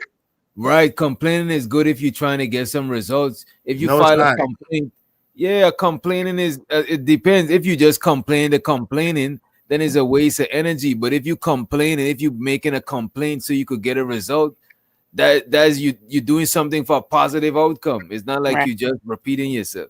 No, to file a complaint is different than complaining. Complaining means, if you look up the definition of complaining, when you sit in there and you're complaining, you are focusing on what's wrong, and therefore you attract more of what's wrong. It's not a solution-based word. Complaining is not like looking for a solution. Complaining is just venting and speaking about what's wrong, and you get hyper-focused on what's wrong. That's what complaining is. Complaining don't make things more wrong. Complaining is when something is already wrong, and you bringing it up. You know what I'm saying? You voicing your concerns about it. Complaining, the expression of dissatisfaction. You just expressing your dissatisfaction because you want to be satisfied. You know what I mean? But the thing is, but the problem is, in modern society, it's a hyper fixation thing. It's that you get hyper focused on what the problem is and the dissatisfaction of it, and so you never really be able to focus on the solution or to get out of that. And that's what the problem is. And that's what happens in the space, bro. It be a lot of complaining, and you don't want to admit that it's complaining, but it is complaining. But you just said, what's wrong with complaining? I ain't never got a problem solved without talking about it. Everything is wrong with complaining. I had never solved a problem without talking about it. He's got a problem with complaining. He's got a problem with complaining. Yeah, that's the real question. It's complaining. Everybody complaining. I don't think people always attacking people when they complain. If it's not a problem, we got to agree on something. No, but that's what I'm saying. Complaining is a hyper fixation on a problem, and so therefore, by the very merit of what it is, you're not going to be able to come up with a solution because you're so transfixed on the problem and what's going on. So that's why complaining is bad. So how you gonna fix the problem if you don't narrow, if you don't identify? You can have an observation. You can have an observation. Okay, you can have an observation, number one, or you can have you can say, hey, look, I'm looking to solve this situation. So basically the thing is you acknowledge the issue of the problem, right? Acknowledge the issue of the problem, and then you focus and get hyperfixated on the solution to the problem. But when you complain about it, you're like bitching, moaning, and complaining, which is all bad and all negative. Mean like don't tell that to me, tell that to the people who do like don't do that. Like all of the people that complain about the immigrants taking their jobs and they're complaining about it. Is that bad or is that good? They're hyper focused on it. So is it bad or good? I think complaining is bad. I just looked it up. Complaining is not bad. It complaining is a neutral word. You know what I'm saying? It's not neutral. Bad or good. A lie is not neutral. A lie is not neutral. I know, and so complaining isn't either. Trust me, believe. Complaining is bad. We turned it bad on YouTube. That's why I can't wait till I do my show about these YouTube definitions. The YouTube motherfucking goddamn encyclopedia. Complaining done turned negative. We all complain about something. Shit, if somebody fucking bring you a glass out from the restaurant and it got lipstick fucking prints already on it, you know, like so many this glass got. I think complaining. I think complaining is like crying. Crying is not necessarily bad, but if you just crying, if you just crying over and over with no results, no direct, that is like, what are you doing? It's a waste of energy. You know what I'm saying? Maybe that's how that person deal with stuff, though. Let's get to the super chats. Let's get to the super chats because we like hold on and we can go back and forth. Let's get to the super chats. I think we left off at I think Ongby stream. Shout out to Ongby streaming. He said a complaint expresses negative emotions and judgment, while an observation states a neutral fact-based reality. Yes. For example, a lot of women choose the same type. There. Yeah, that fact. Now, see, there you go. That's now you talking my language. That's a fact right there. A lot of y'all are the same. Hey, shout out to Trucker. I don't do the kick for tat stuff. Of course, we the same. Let's go. Let's keep moving. Let's keep moving forward. Let's keep moving forward. Hold on. Let's keep moving forward. Shout out to Trucker Yell. Thank you for the $5. He said feminism is so bad that the little boys are little girls and the little girls are little boys and is being taught at home on a regular basis. Just sad. Shout out to Trucker Yell. Appreciate you, bro. And we got Jay Jermaine, $10. Appreciate you, bro. Say, even when black men tried to address the issue in Chicago, when a black mother and her son were jumped by kids, the men were shunned. Most nigmas don't want solutions. Shout out to Jay Jermaine. Appreciate you, bro. Thank you to be sure he said for the F-bomb. I appreciate you. Listen, you might as well send me $100. You said 1,000 F-bombs, but thank you, man. I appreciate it. But we can't, because I'm gonna cuss too. Because I ain't gonna hold you. Sometimes I be trying to.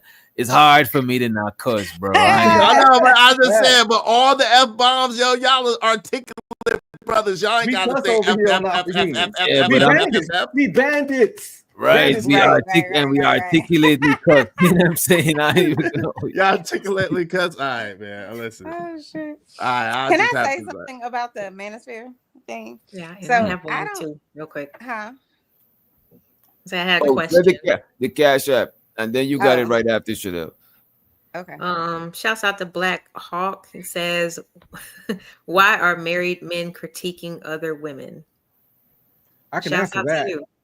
Appreciate the support. He's got to be talking about me because I'm the only one actually married up here. So besides Chanel, I'm the only married man up here, which ain't knocking y'all because y'all got women. That was a question, I guess. Because I got 3 sons. One's 24, one's 20, one's 16. So I got to understand women, know how women moving now. Because my sons are in my life, because I'm an active father, been in their life their whole life, They had my last name. Ain't never had no other man raise them but me. So they trust my judgment, they trust my opinion, and they come to talk to me about relationship issues and things or choices of women. Therefore, if I don't have a knowledge base about women in the current time and have an understanding of women and how they move in today's culture, number one, I wouldn't be able to make content. And number two, I wouldn't be able to mentor and teach my sons. I can't come with dinosaur information. I got to know about social media. I got to know about Cash App. I got to know about how women move now to talk to my 24-year-old fucking son. Duh. What about your daughter, one, and what about your wife? Does your wife give because since your wife, she's a woman, she'll know women. So does she give like insights to your sons too? Because I grew up with my mom, so I'm trying to okay. No, because I always wonder if people moms usually tell them about women. You know what I mean? My wife never was the type to surround herself around problematic women or know anything about problematic women, and she's not on social media or YouTube. She don't have IG and none of that stuff, so she don't see none of the weird stuff. So she can only talk to them. She can tell them about good women, but she can't tell them to identify the bad. Okay. You know what She's I'm saying? kind of naive to it. I see what you're saying. Yeah, to the game. Are you finding out about like all these tricks and stuff from online or something? Well, I'm married, not blind or dead, so I still do talk to people. I still do socialize. I still do go out. You go out in the field for research. Why you can't go for research? Like I got female. I mean, that's how I was like. I mean, I have kids, so like they keep me hip on all the lingo and the 6 7s and all this bullshit. So that's why I was like. But that's like from hands-on experience. That's why I was like. Okay. I got two sisters. Mad female cousins. I went to college at the age of 35, so I know a lot of women that's younger than me. Because when I was 35 in college, they was like 21, 22. And I did a lot of group projects and stuff, and we follow each other on Instagram because we cool and we friends. I pledged in the fraternity at 30-something, so I now know a whole lot of other women that's of a younger age because, we Greek and shit. So, again, I'm married, not dead, blind, or antisocial, and I'm an extrovert by nature. And also my secondary in college was sociology, so I like to study and listen to people and understand people. Therefore, you if you just get married and close yourself off to the world, you doomed, and your children are too. Yeah. So maybe but it that sounds was like our that's problem then, because like with my mom being a baby boomer and her not being hip and in the streets and stuff like that, she didn't really know how to guide me with today's man. Maybe that was my problem. And I think oh Lord! I don't know if Chanel had a question or a statement. Think better. You say Big Mama don't be telling folks about modern times. I'm just saying. No, she don't. She be like, let that man cheat. They tell you about that old stuff, and that's why everybody be talking about. I want a traditional woman that submits to me. Like what? Big Mama tell you. What you mean? What's wrong with that? Yeah. But you see what I mean? Should be preparing our children for modern days. You have to. Yeah, submit, woman, submit.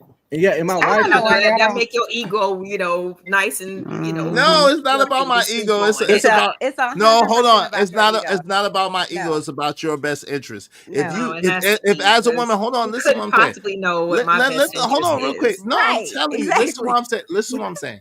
If my woman, I'm just saying. Hold on, real quick. If my woman follows and submits, then there's nothing that I wouldn't give to her. So at the end of the day, it's a natural inclination of men to take care of their woman that takes care of them. So that's what I'm trying to. It's a natural inclination of men.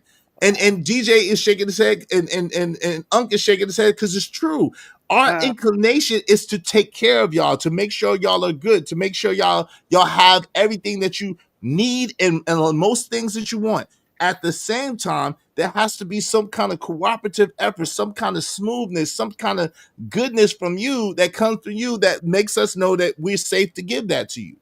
So that's part of the whole submission thing, which we don't have to ask for it. You know what I'm saying? We don't have to ask for it. Y'all give it to us, and we give you the world, or what the best that we could give you. Just what it is. Subjective, because I see no protection without obedience. Damn. Who said that? Damn. It is what it is. We ain't reading no chats without no that's super for like the Sharpay, or you know what I'm saying? You can't protect what you can't control.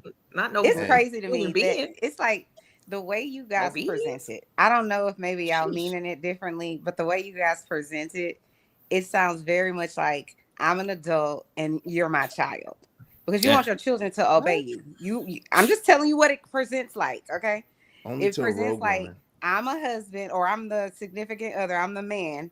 She needs to submit to me. She needs to obey me. It to me sounds very much like what you would tell your children, and everyone would agree that your children should obey, right? They should do what you say. But my biggest concern with how y'all present it is like it's very authoritative or authoritarian. The way you present it, you don't present it like tone policing right now. Wait, hold on, it is, but hold on. You don't present it like it's an observation. I love my wife, and I want to, make sure that her needs are met and that she's considered. I ain't saying you didn't say some of that stuff, Mr. Izzy. You said I literally said that. Change your face. I literally said that. No, I'm not. Face. No, I'm not. Until you say the right thing. What I'm saying is the presentation of it, right?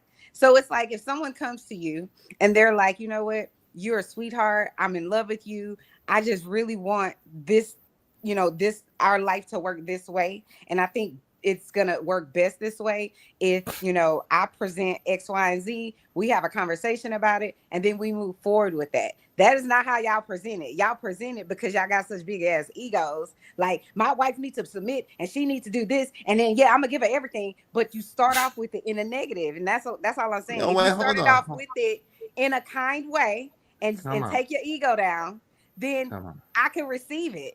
But if you start off, hold on. I'll be sure. Hold on, real quick. Come on. Wait, hold on. So first of all, I was messing with Lauren. I was just picking with her, right? Oh, okay. But secondly, my of course. But secondly, I literally said that if a man is with a woman and a woman shows that man cooperation and shows him kindness and softness, that there's a natural inclination that there's nothing that he won't do for her. I literally said that all of her needs and most of her wants. So that's so at the end of the day, this is the crazy thing, right? No man that I know is going to be like, woman, you need to submit. You better submit. Nobody does that, right? Generally speaking, y'all work together. A woman starts to model you. She starts to mirror you, and she starts to kind of take on your mannerisms, your attributes. She kind of starts to take on your verbiage and how you behave. And she naturally kind of yields to you and yields to the thing, and then y'all work together in a collaborative effort. That's generally how that goes. So let me ask you this, Mr. Izzy, because I already know the answer. So if a woman said, once the woman gets with the man naturally starts taking over the woman's, how she thinks, how she, speaks, how she behaves. You guys would have a whole ass problem. But I don't want to assume. Could I ask a question? So let me ask you a question? Okay with the woman before you get too far on? Before you get too far on, would you be attracted? Would you be attracted to your man if he start taking on feminine attributes, feminine personas? I'm not talking about feminine. He start asking you, "Was the T?" How you think? He start telling you to clock it. He didn't say feminine. He didn't say male or any of that. He said she's gonna start taking on basically how he interacts, how he thinks, maybe even how he instructs others, whatever it is. She's but you know what it be though? A lot of times y'all start talking like us. Y'all start. But listen, they literally start mirroring us. That's what happens. No woman that likes men is going to want her man to be feminine. Nobody is going to want. That's what I'm saying. That's an easy no. But if you're saying that's why it works better when the man is more impression, when the man is making more of an impression on you than you trying to make an impression on him. I'm not saying that's wrong. I'm not gonna mind if my woman saying facts. If my woman say facts out, if my woman say facts out loud, I'll be like, that's funny because a lot of chicks don't say facts. Or if she sees someone on TV and she say pause, I'll laugh. But if your man saying what's the T and clock it, that clock and T and stuff, that's bullshit. Exactly. That shit is insane. I need people on YouTube to understand that the way we communicate these things on these panels ain't how we talk to our women.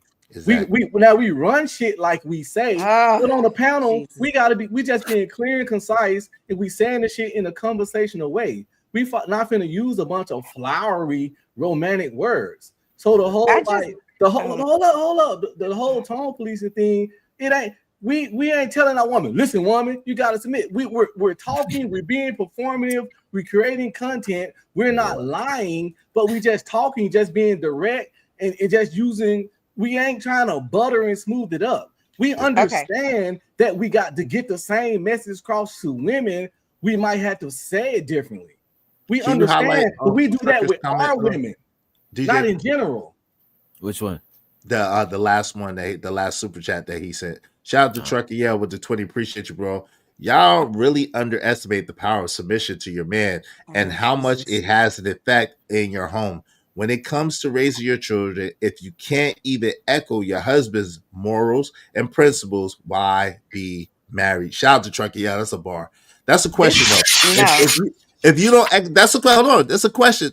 So, no is not a valid answer. The question is, if you cannot echo your husband's morals and principles, why be married? No is not a no or yes is not a comparable. I can't with y'all. Question. We're asking. I can't. Put the $20 super chat back up there, please. And shout out to Loaded Logs. They've seen the color purple too many times. Thank you, Shout out to Loaded Logs. He says y'all underestimate the power of submission to your man. Who underestimated it? I mean, maybe he's talking about a different panel or whatever. Or no, he's talking about your ass. What you was talking about? He's talking about you. Because this is the thing. The only thing I don't know what's difficult about the comprehension part, but the only thing I have said really for the most part is your delivery is bad. You guys have taken whatever it is and y'all think it sounds all man and my woman submits and all that. It like Uncle B Streaming said. But then I just said we don't talk to our women like that. Didn't I just explain that? Are you comprehending? You let me finish. I was about to say what you said when you said it. You said that that's not how we speak to our women, right? Our girlfriends, our wives, our whatever it is. The people, the ones that matter. Yeah, the ones that matter. Yeah. Okay. So this is the thing. If you think about your community and your thought is nobody in my community matters, just me and mine, that's already a problem out of the gate. You got to think about the greater good. And if you don't, we all gonna be all effed up. I'm not saying be a community activist. To be a community activist. Stop it. What I'm saying is what you eat don't make me shit. Can I finish speaking? It's ludicrous to me to think that someone else should believe that. Oh, I speak so perfectly. I ain't Dr. Umar. Let me finish. Okay, well that's fine. Y'all got it. I'm not Tariq, whatever the fuck. Tariq Nasheed. Hey, you holler. Hey, listen, Jack. So I'm supposed to believe that you guys treat your women good, but everybody else you interact with that's a female, you talking stupid to? Like y'all are ludicrous for do you treat the Starbucks guy? Do you treat the Starbucks guy like you treat your husband? Do you treat the nigga at the McDonald's drive-thru like you treat your husband? All you want to do is be argumentative. That's all you want to do. You don't want to listen.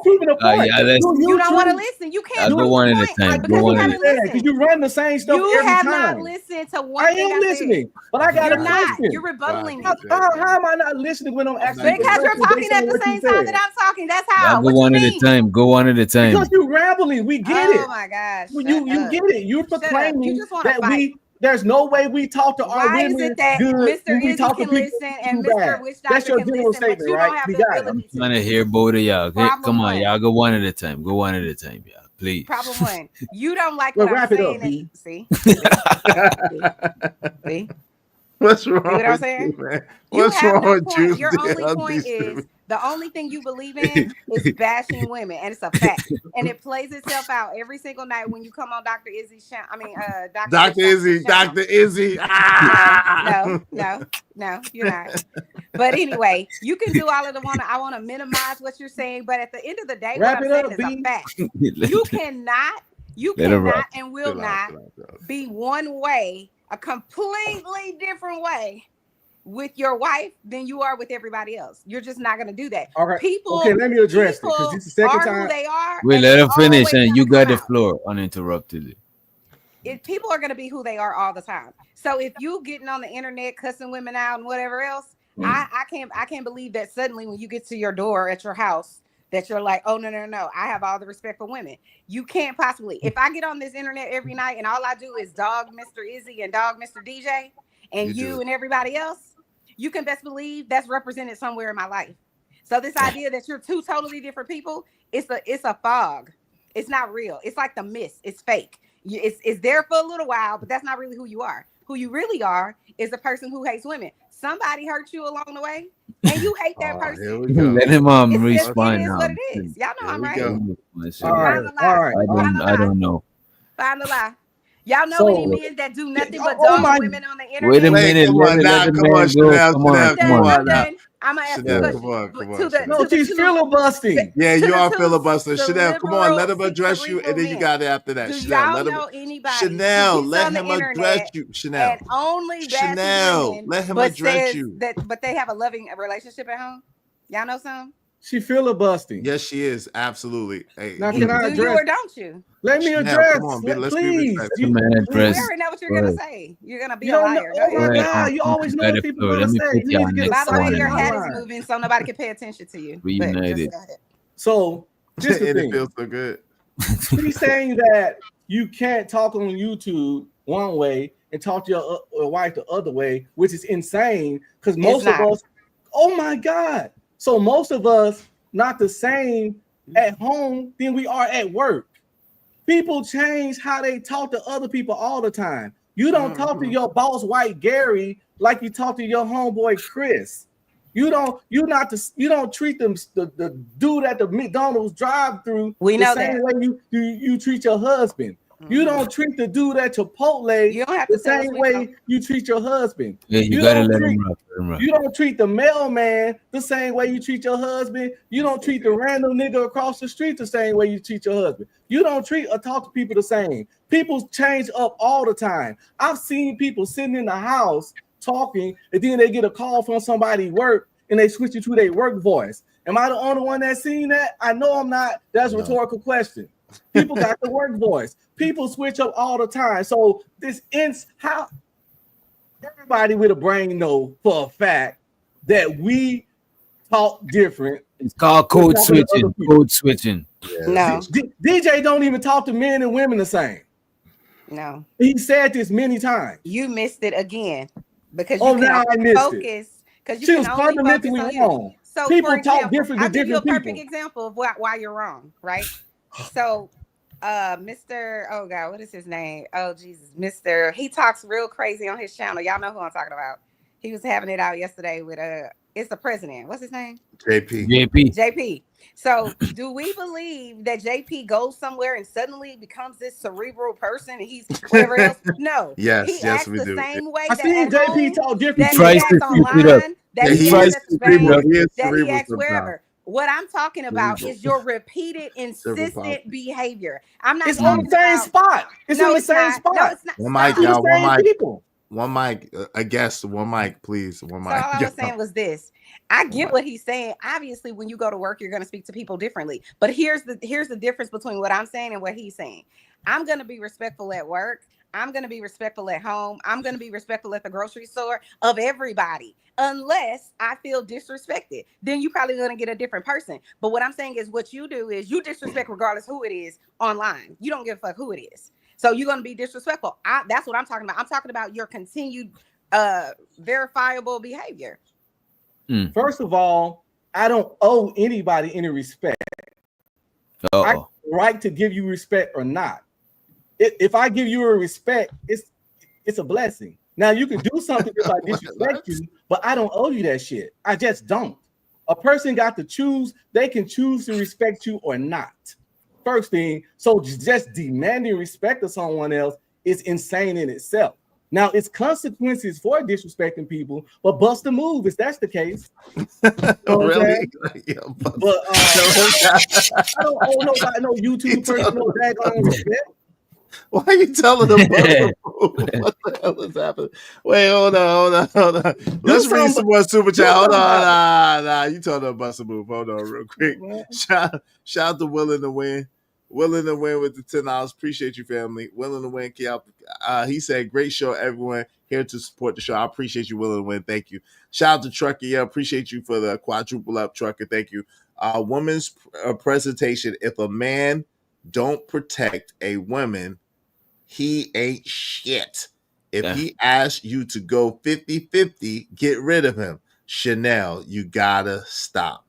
Shout out to I think she dropped too. Yeah, she must be shout out to my guy Loaded Locks. Appreciate the Loaded Locks. Said for Dr. Israel Mills. I appreciate that, Dr. Mills. That has a nice ring to it. I want to be a doctor. I don't know. If just know that if he become doc, he'll be Dr. Junior, because I'm the first doctor. Anybody else gotta be Dr. Junior. There was Dr. Pepper before you, Dr. J. There was a lot of doctors before you. I'm the original, real bad man. The original. I'm not gonna lie. Dr. Izzy Mills if I want to. I thought about getting a bullshit doctorate because since I'm 100% disabled, I can go to school. I can just keep going to school, right? I thought about getting a bullshit doctorate just to be a doctor. Just be streaming. Dr. Red Pill Ranger. I just was gonna get maybe not a bullshit one like a doctor. It's all good if y'all trying to be like me, you know what I'm saying? It's doctor. Cool. We could all be doctors. We could all be doctors. Well, once you got that doctor in front of you, it enhances your career. People just listen to you, like Dr. Cheyenne Brand, Dr. Umar, Dr. Sarah Fontenot. Like when you get that doctor in front of you, your fucking opinion and voice just matters more in the Black community. Not with all those F-bombs, it don't. Hey, shout out to Mo Love. Hey, Mo Love. Maybe when I get my doctorate, I'll stop cursing. DJ, Chanel, LA, and Unc. Hey, how you doing, sis? Good to see you. Hood Conservative said Doc be streaming. I'm getting a doctorate in sociology. You should. How long does it take to get a doctorate in sociology? It's the same amount of years that it takes for everything else for the most part, unless you have some sort of specialty. Maybe 2 years. If you grinding, no, it's gonna take longer than that. I showed her the truck. Go ahead, doctor. Shows her the truck. He said, "LA, if you're still there, Chanel just proved anytime a man tells some type of truth, he hurt, he hate women." Damn. Exactly. You notice I didn't even acknowledge that. That's just not even true. It's not even true. So Trucker L. What I was proving is Trucker Yell, not Trucker L. Trucker Yell. What did I say? I said Trucker Yell. You said Trucker L. Oh my God. You slick. We heard your job to correct me? Yes.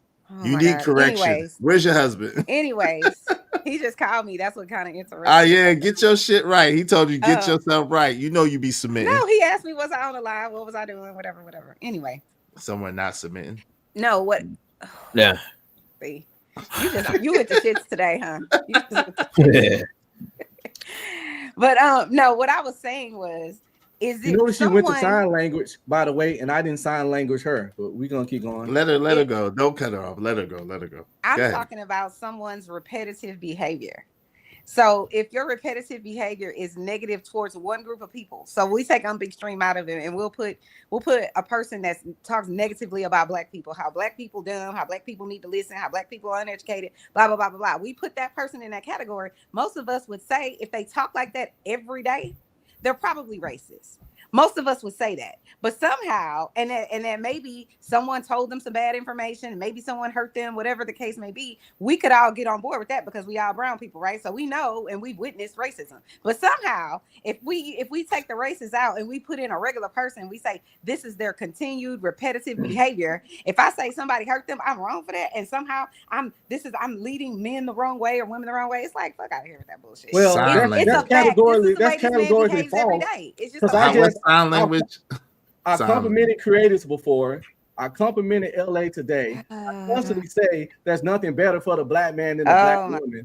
DJ, how many times I had to remind them that I'm pro-Black love, and I always say there's nothing better for a Black man than a Black woman, regardless of the things about them. It don't matter. There's nothing better for a Black man. I'm pro-Black family, pro-Black love, pro being in relationships with Black women, and I done said this same spiel every time you come up on this channel. It's like I only disrespect disrespectful people. I got the right to be annoyed by specific people. I don't have to like everybody or be nice to anybody. I had to respect certain people if I'm in their home. Like this is DJ home. This is getting streamed on Izzy channel, which is his home. It's certain shit I gotta respect. Yeah, you're right.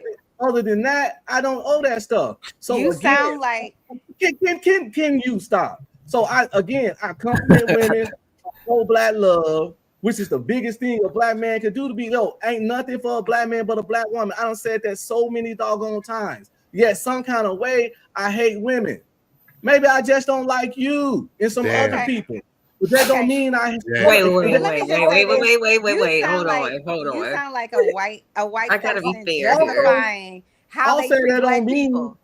That's also, what you that sound don't like. mean no one hurt if these me. black people wasn't this way, I'm married to a black woman. I don't have to use that shit. My whole life is black. Listen, sometimes it's nothing wrong. Like if someone said to me, well, you know what, Chanel, you seem very bossy.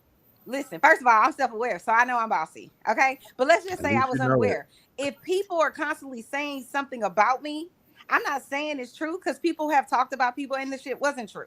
But what I'm saying is, in general, I don't know you, you don't know me. And I'm not the only one that feels this way, sir. It doesn't matter because all of y'all is nobodies. Okay, okay. See, who else feel that way? Who else? It's a lot of people that talk, about what you're saying. And this is the thing. You say some smart stuff. You really do. You're an intelligent person. I'm just tell you, it bothers me. Wait. Y'all compliment. She complimenting you. Wait, hold on. No busting, no moves. No busting, no moves. No moves. She's giving you a compliment. Relax. I don't give a damn. Okay, brother. He just see. But anyways, I don't like you. Okay. I know you told me I'm a horse face and you hate me and whatever. It's fine. I don't hate you. I don't care. I don't care what you think about me because of how you treat people in general. You don't represent black women. Please. Okay. All I'm saying is this: it's fine. You can believe whatever you want to believe. You can behave however you want to behave. But also. You shouldn't take it personally. This bustle move is crazy. You shouldn't take it personally just because someone is talking about the words you said earlier. Let's stay out of bustle move is crazy. Did you not use that word, observation? So this is my observation. That's like busting a step, though. You talk crazy to people and then are surprised that they have a response that's crazy. It's like, no, I'm not surprised. I don't care. You say this every time. Leave me alone about it. I done told you. I told you I love black women. I just don't like some of y'all. It ain't nothing wrong with that. Jesus. But you never talk about I gotta like all black women. Damn, some of y'all bitches. We don't care. Listen, okay. Let LA get in there. Go ahead, LA. Let LA get in there. Just take it. Okay. Look at it this way, right? Because I gotta be fair. There's a lot of generalized statements that come from you, Unc. And you could be well within your rights. But again, they seem to be very generalized statements. So if you say that there's nothing better for a black man than a black woman, honestly, I can't see that. Like from what I get from you. Go on IG and look at my wife. You will see that. 1 second. Let her finish real quick. Give a second. Let her finish. I got one. Let her finish. I got one. We know. 1 second. Let her finish. Be sure. These crazy ass women. Brother, nobody likes to be generalized. Everybody's been through some, experienced some subpar people. But it's what more proof than I need than marrying one for 22 years? Wait a minute. Let her go, and then you go uninterrupted. You got it after, bro. And he muted himself too. Go ahead, Ellie. You got it. It's just me personally. I don't even find it fair just because I've had negative experiences with men. You know what I'm saying? In my life, for me to be like, hey, y'all be, and this is why, if anything, I respond in the chat to whatever that I'm seeing on the panel. You know what I'm saying? If we're reviewing videos, if people are saying things, I'm responding to that. I am not putting the burdens in the missteps of other people onto the rest of y'all. And I'm just saying, from an outsider's perspective, if they was looking at it, that's not the message that they would get. You know what I'm saying? That we were the best things for y'all. So my real life reflects that. She has a point. My real life reflects that. That's awesome. Hold up. If I didn't think it was the best thing, why would I fucking do it? and do it for 22 years. Why would I constantly say it ain't nothing but for a better black man than a woman? Why would I constantly say I'm pro-black love? Now, I can say black women are perfect and they had a problem, but all women do. Therefore, if all women got problems, I think a black man should get with a doggone black woman. In my life, it's the proof in my fucking words. These 4 black kids I have are the proof of my fucking words. I live what I say when I say ain't nothing better than a black man for a black woman, because I got one. I ain't Sharon. See, y'all support Sharon. When he made 2 black women, Sharon ain't here. Sharon ain't here. Sharon ain't here. We talk about people ain't here all the time. I'm gonna give you some money for that, Izzy. Wait a minute, let him rock. Let him rock. I'm making a Wait point. a minute, let him rock. Let him rock. I'm making a point. Black women always coming at the man that married a black woman. But they fucking out here dick riding a nigga that made a black woman, a single, 2 black women, single mother. Hold up, and married a Russian. Your rocks off and your feelings off, but I can't ask a question. Well, no, I'm trying to finish. That's all I did for you. I'm trying to finish. I ain't hearing no rocks off my. There you go with the sign language. Well, bust the move, LA. This projection is crazy. I'm all the women to bust the move. Bust the move. Oh no, they can't bust. Like how right here. Do something. Tell me what's wrong. Like, I stay in the greatest state of Texas in the DFW. Shit to you, bro. Come on. I'm tired of people. What's the move? Bust out the cardboard and wait. Let's go one at a. Let's wait a minute, y'all. Let's go one at a time. Let's breathe in. Let's shout out to. Here come. It was just that right there was a generalization. I stepped away. You knew I wasn't even here. I came back and started asking. I sat and I listened, and then I asked questions. Then it was you coming with the response of, y'all, see, this is why I'm mad. Like, what is all this shit coming forward, from? LA. We're gonna talk about it, and we're gonna stay here. Look, he's gonna respond to it, and we're gonna stay right here. Hold on, we gotta talk about the gifted members. Hold on. Let me start a campfire.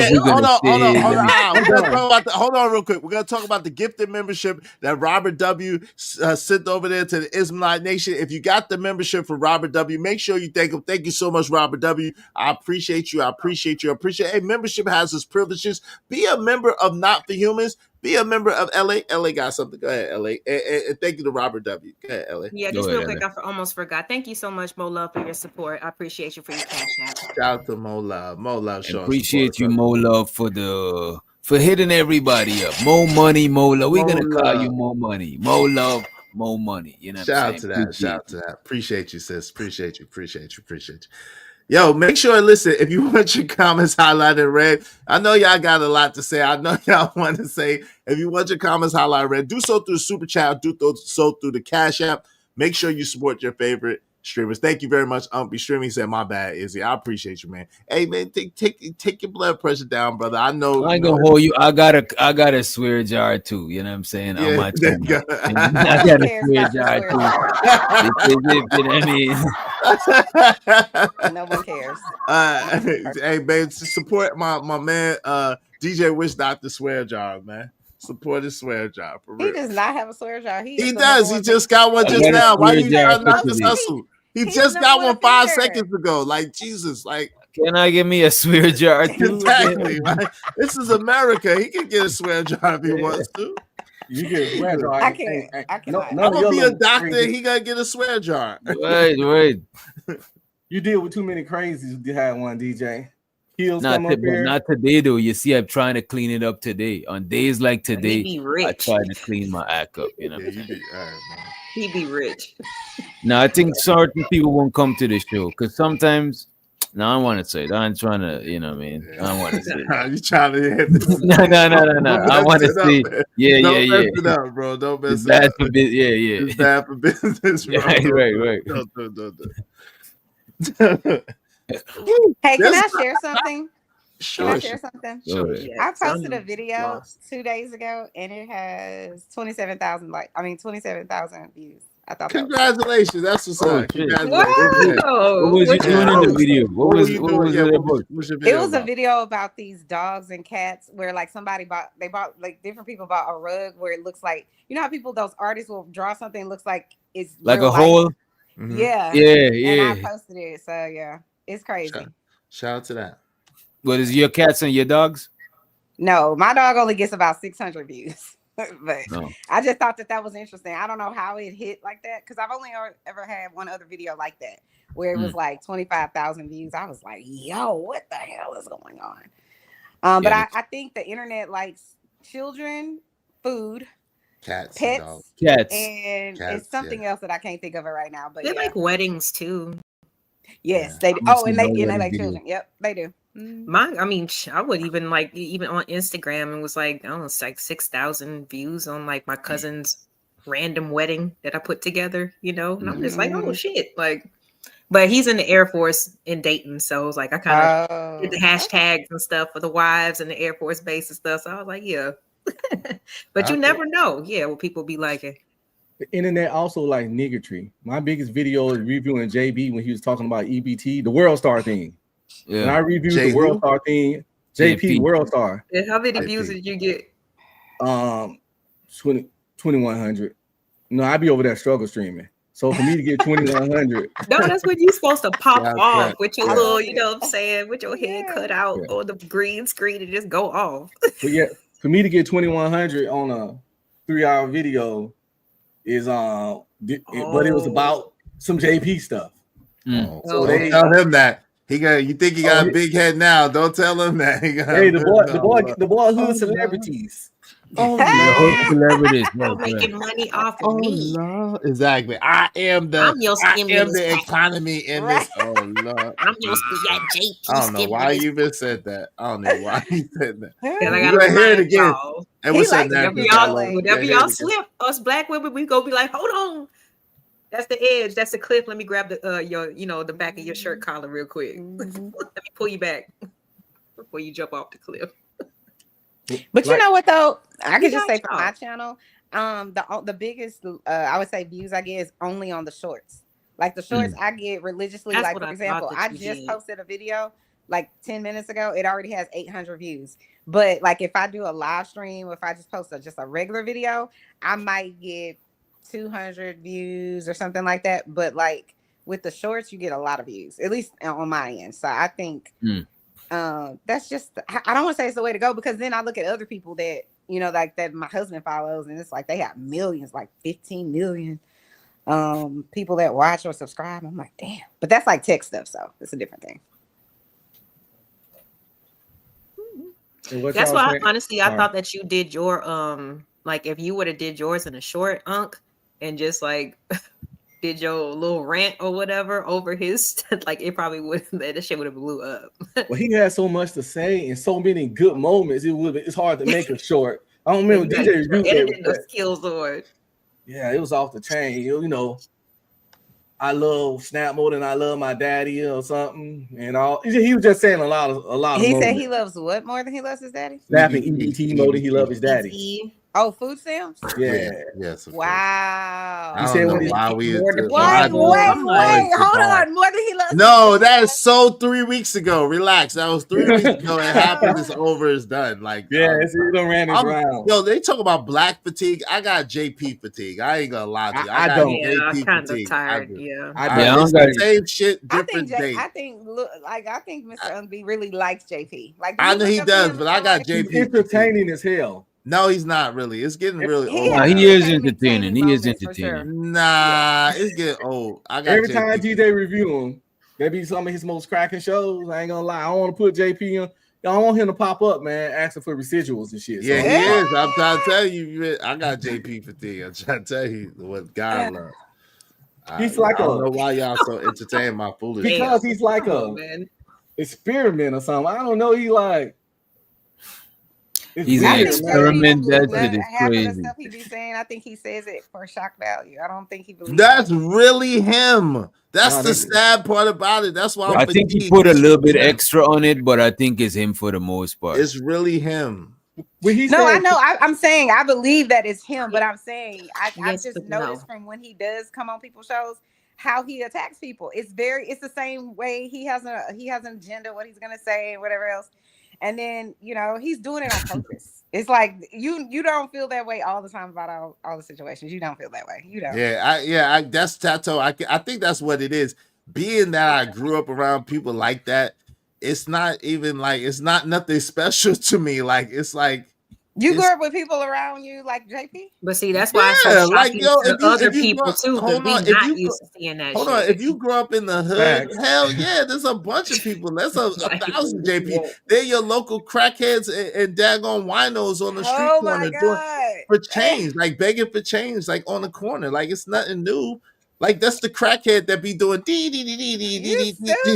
dances and shit. Come on, like crackhead, household put us in the suburbs. I don't know nothing about that shit. I don't know a lot of JPs. I ain't around no JPs. I ain't got no JP friends. No, I don't have no JP. No one befriends the crackhead that you know is a crackhead. Stop it! They do have friends. They street people. No, they're other crackheads. They're other crackheads. I don't think the man is a crackhead, man. I'm just saying. I'm not saying he is. I'm just saying it's like I know a lot of it ain't about nothing. A lot of crackheads be hood scientists. Them niggas come and fix up your car. And your lights cut out, they climb up on the light pole with the alligator clips, the jumper cables.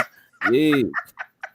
Okay, y'all underestimate the genius of when it was the Rona, you ain't see no crack, you still see the crackheads before. Yeah, they still was out. I was like, damn, and they was going strong. They wasn't sick of nothing. Y'all are crazy. They wasn't sick. They was the only one that social distancing. I wasn't noticing that. They didn't have no mask on. They wasn't sick. They was just doing and slanging and banging like, hey, baby, you ain't gonna help me out, baby. Come on, baby. Let me hold some change, baby. Are y'all saying all of the white people that refuse to wear a mask were crackheads? Is that what y'all saying? Yeah, they was crackheads too. Okay. See, JP my trash TV. You know how some people watch reality TV? I don't watch reality TV. I don't watch Love and Hip Hop, none of the basketball, none of the rap. Just no, I don't watch the Real Housewives of Atlanta? I don't watch. Why would I watch that? I don't watch no reality TV. This explains a lot. This is what Chanel be watching. Real Housewives. Reality TV I watched. Sorry, was a long time ago, and that was Flavor of Love. And I watched that because he had Crash Out TV. What you? But that was a very long time ago. He had to find women. Why do you have your index finger? Because I already know what you talking. Listen, only reality TV I watched was Flavor of Love, and look what the last time season 1 of that. And I watched season 1 of Flavor of Love. He made a bag on Flavor of Love, y'all. And, but JP is my trash TV. He's that ignorant watch. I don't know how we got it.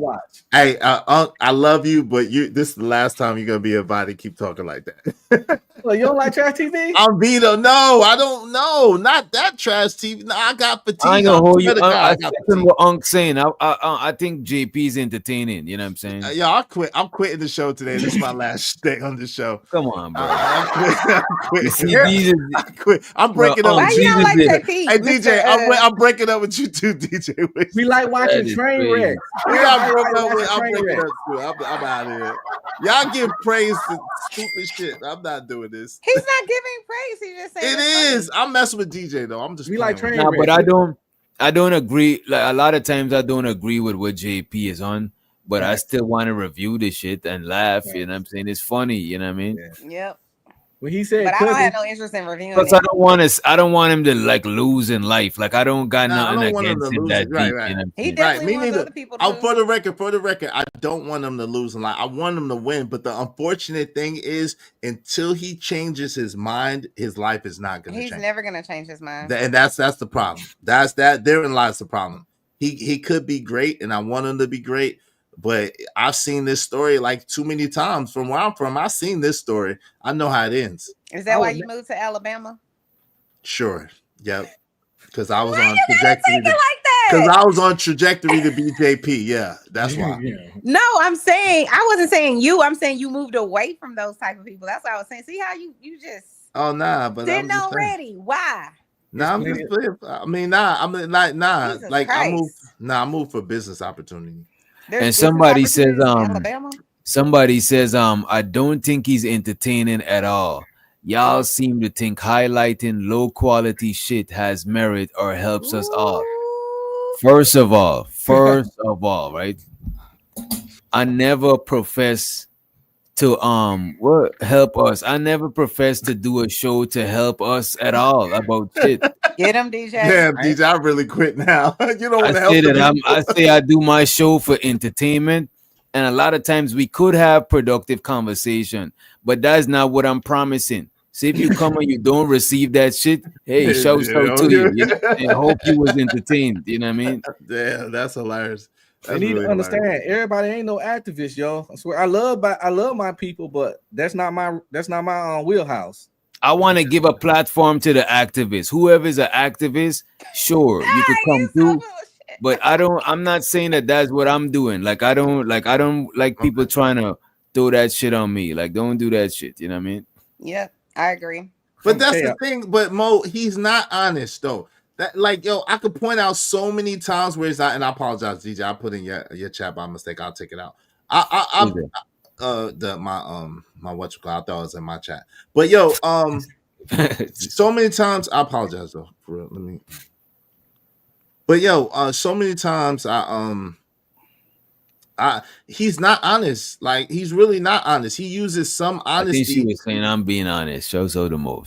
Oh, okay. I'm about to say he ain't honest. But people will say that. People will be like, "Oh, he's honest and he's living." No, he's not. That nigga lies so much. It's ridiculous. He lied like a rug. Mufasa, the Lion King. Like it's like what? I don't know if he lies a lot, but I won't sit there and say that. I don't think nobody's just completely honest. You know what I mean? 100%. You know. He lies a lot, bro. He lies like a rug, bro. Yo, shout out to shout out to that. Let me just welcome that. So I'm like, what? Okay. Yeah. I just know he's funny. That's all. You can't take him too serious, you know. Like when he said Cousin Coochie, the best Coochie he had, I still to this day hope he was just joking. He wasn't just joking. He wasn't. You know this thing? You can't choose what's funny and what's not funny. Because laughing is not a voluntary reaction. Unless you fake laugh, like ha ha ha. That's fake laugh. But if you just laughing is not some voluntary shit. And when I bust out laughing, it's undeniable that this is some funny shit. Yeah, you know but I mean? It's sad because it's true. And then there's other people that's like literally directly affected by the debauchery. That's the problem. There's other people that's literally affected by the bad decisions of debauchery. Who JP affecting? Them 3 people that is under his care. Yeah, you're right. Oh yeah, of course. I don't we can hear about that. Right? Yeah, I don't think that's cool. Yeah. You know what I'm saying? However, I don't think that family should be split up. And then we hear about the situation. It seems like he was the best fit. You know what I'm saying? Like I'm not even in that position to judge that shit. Like I'm not a parent, you know what I mean? So I get it, you know.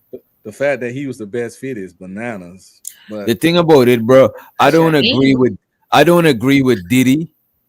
But best believe I'm about to watch the Diddy documentary. Oh, yo, that was crazy. I watched that. And I'm about to review the shit. So what do you mean? You know what I'm saying? That don't mean that I'm agreeing with Diddy or helping Diddy to do some Diddying. I'm not. You know what I mean?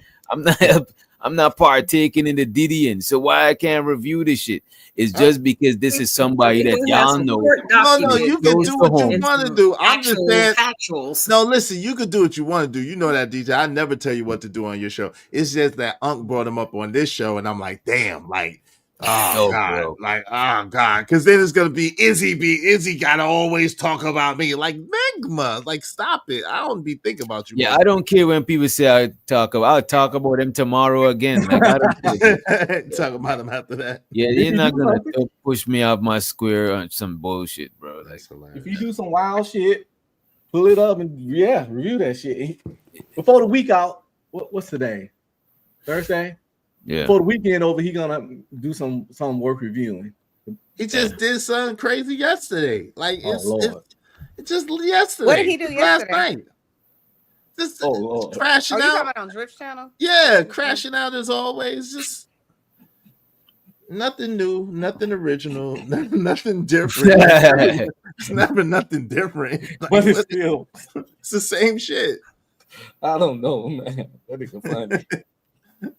Yeah, yo, that's a fact though. Hey, Flora, you ain't never said no lie. 50 Cent is he can't miss. He's an awesome producer. 50 Cent is an awesome producer. That's 100. Where is it? Where can Netflix. Is he a better producer than Diddy? It's actually on Netflix. Oh, you know what? Executive produced it, and he didn't even have a cameo in there at all. We might watch it Sunday or sometime before the weekend in the Discord. That'd be dope. You know what I'm saying? Yeah, I definitely. So I might didn't watch it as yet. I might wait. They got 4 on Tubi also. They had ones on Tubi. Four Diddy documentaries on Tubi. Started like before the trial, during the trial. Yeah, AM got nothing on this one. Then the final verdict. Be sure like AM got nothing on this one. Yeah, those were the ones that what's the name did? I think your boy from TMZ did, but it don't got nothing on this documentary. But TMZ was just doing a let's rush to be the first. That's what I'm saying. It don't got nothing on this documentary. This documentary eats all of those up. Was it good like how the R. Kelly one was? Better. Better. I ain't gonna hold you. I might watch it right after this. Better than I was gonna say. I'm about to watch it. I ain't gonna hold you. To me, it was like, yo, I couldn't stop watching it, bro. I was like, oh shit. Yeah, he did his thing. I was like, yo, word. After I get off YouTube, I'll watch it. I left Shorty to go back to watch. Damn. I saw the part 1. As a matter of fact, I think LA, you going live. You was going live. Mr. Izzy. I know you just a real one. You just gotta say what you gotta say. The truth. I just tell the truth. Yeah, I'm over here yawning, but I'm finna go. Oh yeah, we about to shut it down. All right. I got free R. Kelly. Go to hear people. See, so the Juju. She said, "What you sipping, Chanel? Give me some. I don't think you want some of that juice. You don't want none of that Diddy juice. What's wrong? You don't want none of that Diddy juice. You don't want none of that Diddy juice she got over there. None of that pill Cosby. Exactly. You gonna wake up and I know what happened. All they know how to do is hate on me, Miss Juju. But since they trying me, it's like, you see how misty that shit is? Hey. Look how misty that shit is. You wake up, you ain't gonna know what happened. No, it's not misty. It's lemonade. Nah, you could lemonade plus is lemonade plus. Y'all ain't shit. And I appreciate you. I watched all four episodes in one sitting, basically too. I'm telling you, I was. How long is it? Is it a 30-minute? It's long. Hell no, 30 minutes. That shit long as hell. No, I'm saying each episode is at least an hour. Probably a little bit longer than an hour, I think. If I look back, I think it's probably a little bit longer than an hour. Wait, the Diddy documentary? Yes. It's part.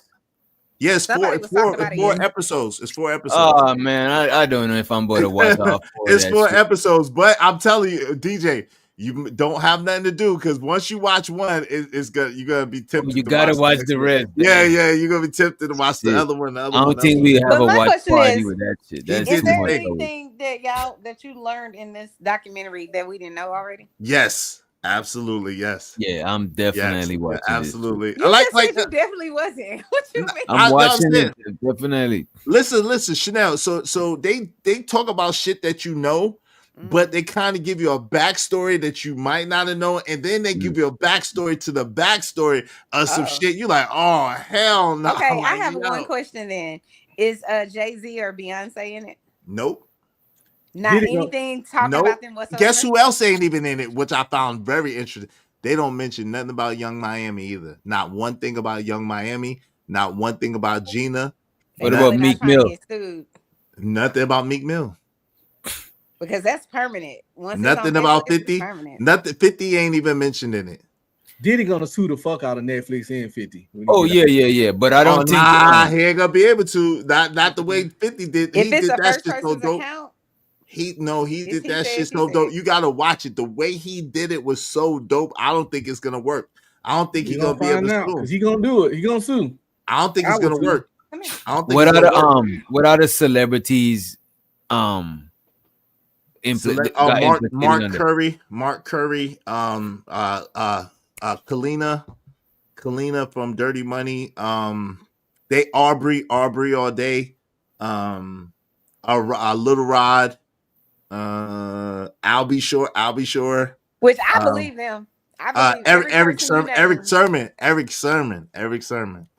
What about you know what, hood conservative? This is a fact, hood conservative. That is a fact, of course. Yes, he do. He has to. If you watch this, because they got the footage. I don't know how 50 did it. They got the footage that Diddy did leading up to the trial. The 6 days leading up to when he got arrested. He got that footage, and I doubt it was lawfully obtained. I don't know. Not necessarily, because if someone, depending on what state you're in, like in Georgia, you can legally record somebody, and it only takes one person on. No, he used Diddy. He recorded himself. He used whoever was recording. No, someone was recording Diddy, and he used whoever was recording Diddy. He used that footage. Yeah, but that's what I'm saying. So if someone was recording him, quote unquote, lawfully, and they give that information to somebody, Tacky said the lady. No, but it's his footage, because he paid. Is his cameraman that was recording him? That's Diddy's footage. That's why we saying how did 50 get that shit? For it. But no. Someone said that said the lady that helped him produce it is an Emmy-winning producer. I'm telling you, it was masterfully done. I'm telling you, it was masterfully. If Diddy didn't sign off on the release of that footage to Netflix, it's going to be problematic for a lot of people. I don't know. We're gonna see. Always sign off on footage. Always. No, Diddy was recording his own footage for something he was going to put together. In some kind of way, 50 got his hands on that footage. But so maybe he released it to somebody else and then they re-released it. That's how a lot of things work. Yeah, why would he do that without using it for himself? I'm not saying it's the right thing to do, Uncle Streaming. I'm just simply saying that sometimes it happens. I'm just telling you. Listen, everybody. Capricorn was it? Capricorn Clark was in it. I don't know that person. Capricorn Clark was one of the star witnesses against Diddy. The one that said that he kidnapped her and took her to go delete Kid Cudi. Have y'all ever watched? I don't know if y'all ever heard of this lady Sloan Bella. She's like a psychic or whatever. If y'all ever watched her, she predicted what was going to happen to Diddy. It like to the day. Like I think she said something's going to happen like in November, and this was like 6 months before the Diddy. Anybody knew anything about whatever was going on with Diddy? She supposedly was reading. What's her name? Kim Porter. Oh, Kim Porter. No, she was like, because she's a channeling. She's a channel. Yeah, she was channeling her, and all of the stuff that lady said happened or was gonna happen. Because she said something's gonna come up around April. The lamb. She was saying something like that. She's like, we're not done with this. Something else is gonna happen, and that's when those people, what did they raided his house in April? Yeah, this was way before anybody had meaning. It was like out to us, like we didn't know shit was going on. So when she has like a 3-part about that, and when she did that, and I started seeing the first thing that happened was Cassie, I was like, oh, yo, that's just crazy. And then when the Diddy stuff happened later, she also did one about Jay-Z. That one's also very like, ooh. So I can't say she's 100% accurate with everything, but I'm just saying with Diddy and Justin Bieber and stuff like that. I ain't gonna hold you, yo. Some of that Justin Bieber shit, that Diddy shit, that DJ. Hey, something that they said, yo, it's a couple of joints that's gonna make your jaw, like your mouth just gonna be wide open, like what the like, yo. So some of that shit that was said was like, yo, like, oh, ain't no way in hell. And I was just about to cancel my Netflix and go to HBO. You know what I mean? Yeah, just when you thought, yeah, because I don't be finding none that I want to watch. You know what I'm saying? Netflix. We gotta be careful with this kind of stuff because a lot of this shit just be nigga distractions. Because often the time when these polarizing story coming out, it be some shit going on in the world on the back end on the other side that slide right through the cracks because they understand that we get polarized and we fall all into the hot stuff. So if you look at the certain things that went down, if you really do some research and look what happened during that time frame, you would really, really be surprised. Laws get put into place, bills get passed, moves get made, people get released from jail, people get pardoned, all kinds of other slick shit be going on while we on some celebrity stuff. So don't fall. I ain't saying don't get your entertainment from it, but niggas, we need to see it for what it is. It's nigga distraction tactics a lot of time. Well, I want to mention this one last thing that Sloan Villa did. She did a video on Biggie Smalls. And this was way before the Diddy stuff, before we knew anything. And the thing that stood out to me, the first thing she said when she was supposedly channeling Biggie was that he called P. Diddy devil dog. I was like, what you mean? And I really didn't even want to watch it because I didn't want to. I believe people have, there are psychics in the world and stuff like that. I do believe that, but I always give it like a side eye. Like, But you believe in psychics? Oh yeah, for sure. You too is? Do I believe there's psychic people that could channel? Yeah. I believe. I believe there's people that can tap into certain abilities. Yes, I believe that because y'all are Christian people. Most of the people who don't believe in that shit don't be Christian. A lot of Christian people believe in that stuff, astrology. This is the thing. This is the reason I believe it. There's two reasons. One is because I've had people just stop me, like say my name at a grocery store, and I'm looking around like, who the hell is calling my name? And then this lady, she came up to me. She told me some stuff that was happening in life that I didn't know about, and I found out later that the shit was actually happening. That's one thing. And then I've been to like different where a prophet, like with the Christianity, sometimes you'll have prophets or people like that. And it's called a word of knowledge. I was about to say there's gifts of the spirit. So in Christianity, it's called a word of knowledge, word of wisdom, prophesying, whatever the case may be. So that's why I say I don't really believe in psychics, but I believe in that ability. Well, the Bible says in some part, and I read this, and this is what kind of changed my mind. That was my second point, is that it talks about that there are sorcerers, there are prophets, there are mediums and all this kind of stuff, but it says it cautions you against it. That's just my interpretation, because they don't want you to get, God wants you to get whatever your information is from him. Right, because they say they prophesy, they get in part and they prophesy in part. But yeah. But I was just gonna say, like with her, I believe some of it. I don't believe every single thing, that, because she's a person, you know what I'm saying? And she's getting messages, and if the messages, maybe she misinterprets it. But she said, she talked about Usher and them. I was like, what? And that's why I can't really trust Usher. And because I'm like, if you believe that what Diddy did to Usher, allegedly, if he did anything to Usher, which I believe he did because he's a savage, if you believe any of that, it's like, then you go and follow Justin Bieber's career. And if you see the kind of stuff that Diddy, what it looks like happened to that young man, I'm like, I can't trust none of you motherfuckers. So I feel this way. I feel like if whatever Diddy, whoever he was connected to, the fact that the whole entertainment industry could sit on mute for years, like nobody said anything except, I would say, what's his name? 50 Cent. He would clown Jay-Z and Diddy.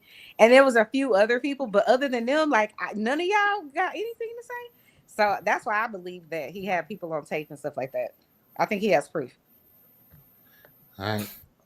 Shout out to that. Yo, shout out to Teller Bell, to Jay Jermaine, to Trucker Yell, to Unk Be Streaming, to Loaded Locks, Gaming to Willing to Win, to Mo Love, to Robert W, to Love and Juju. Thank y'all so much for supporting the show.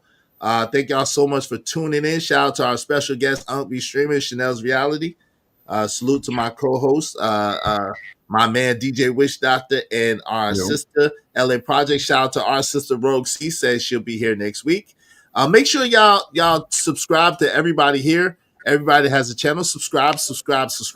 Tell a friend about us, and tune in. You never know what we're gonna do next Thursday. So tune in, tap in. We hope you enjoyed. We out of here, man. Bye, you guys. Bye, everyone. They know they turn this stick to it. They know they turn this stick to it.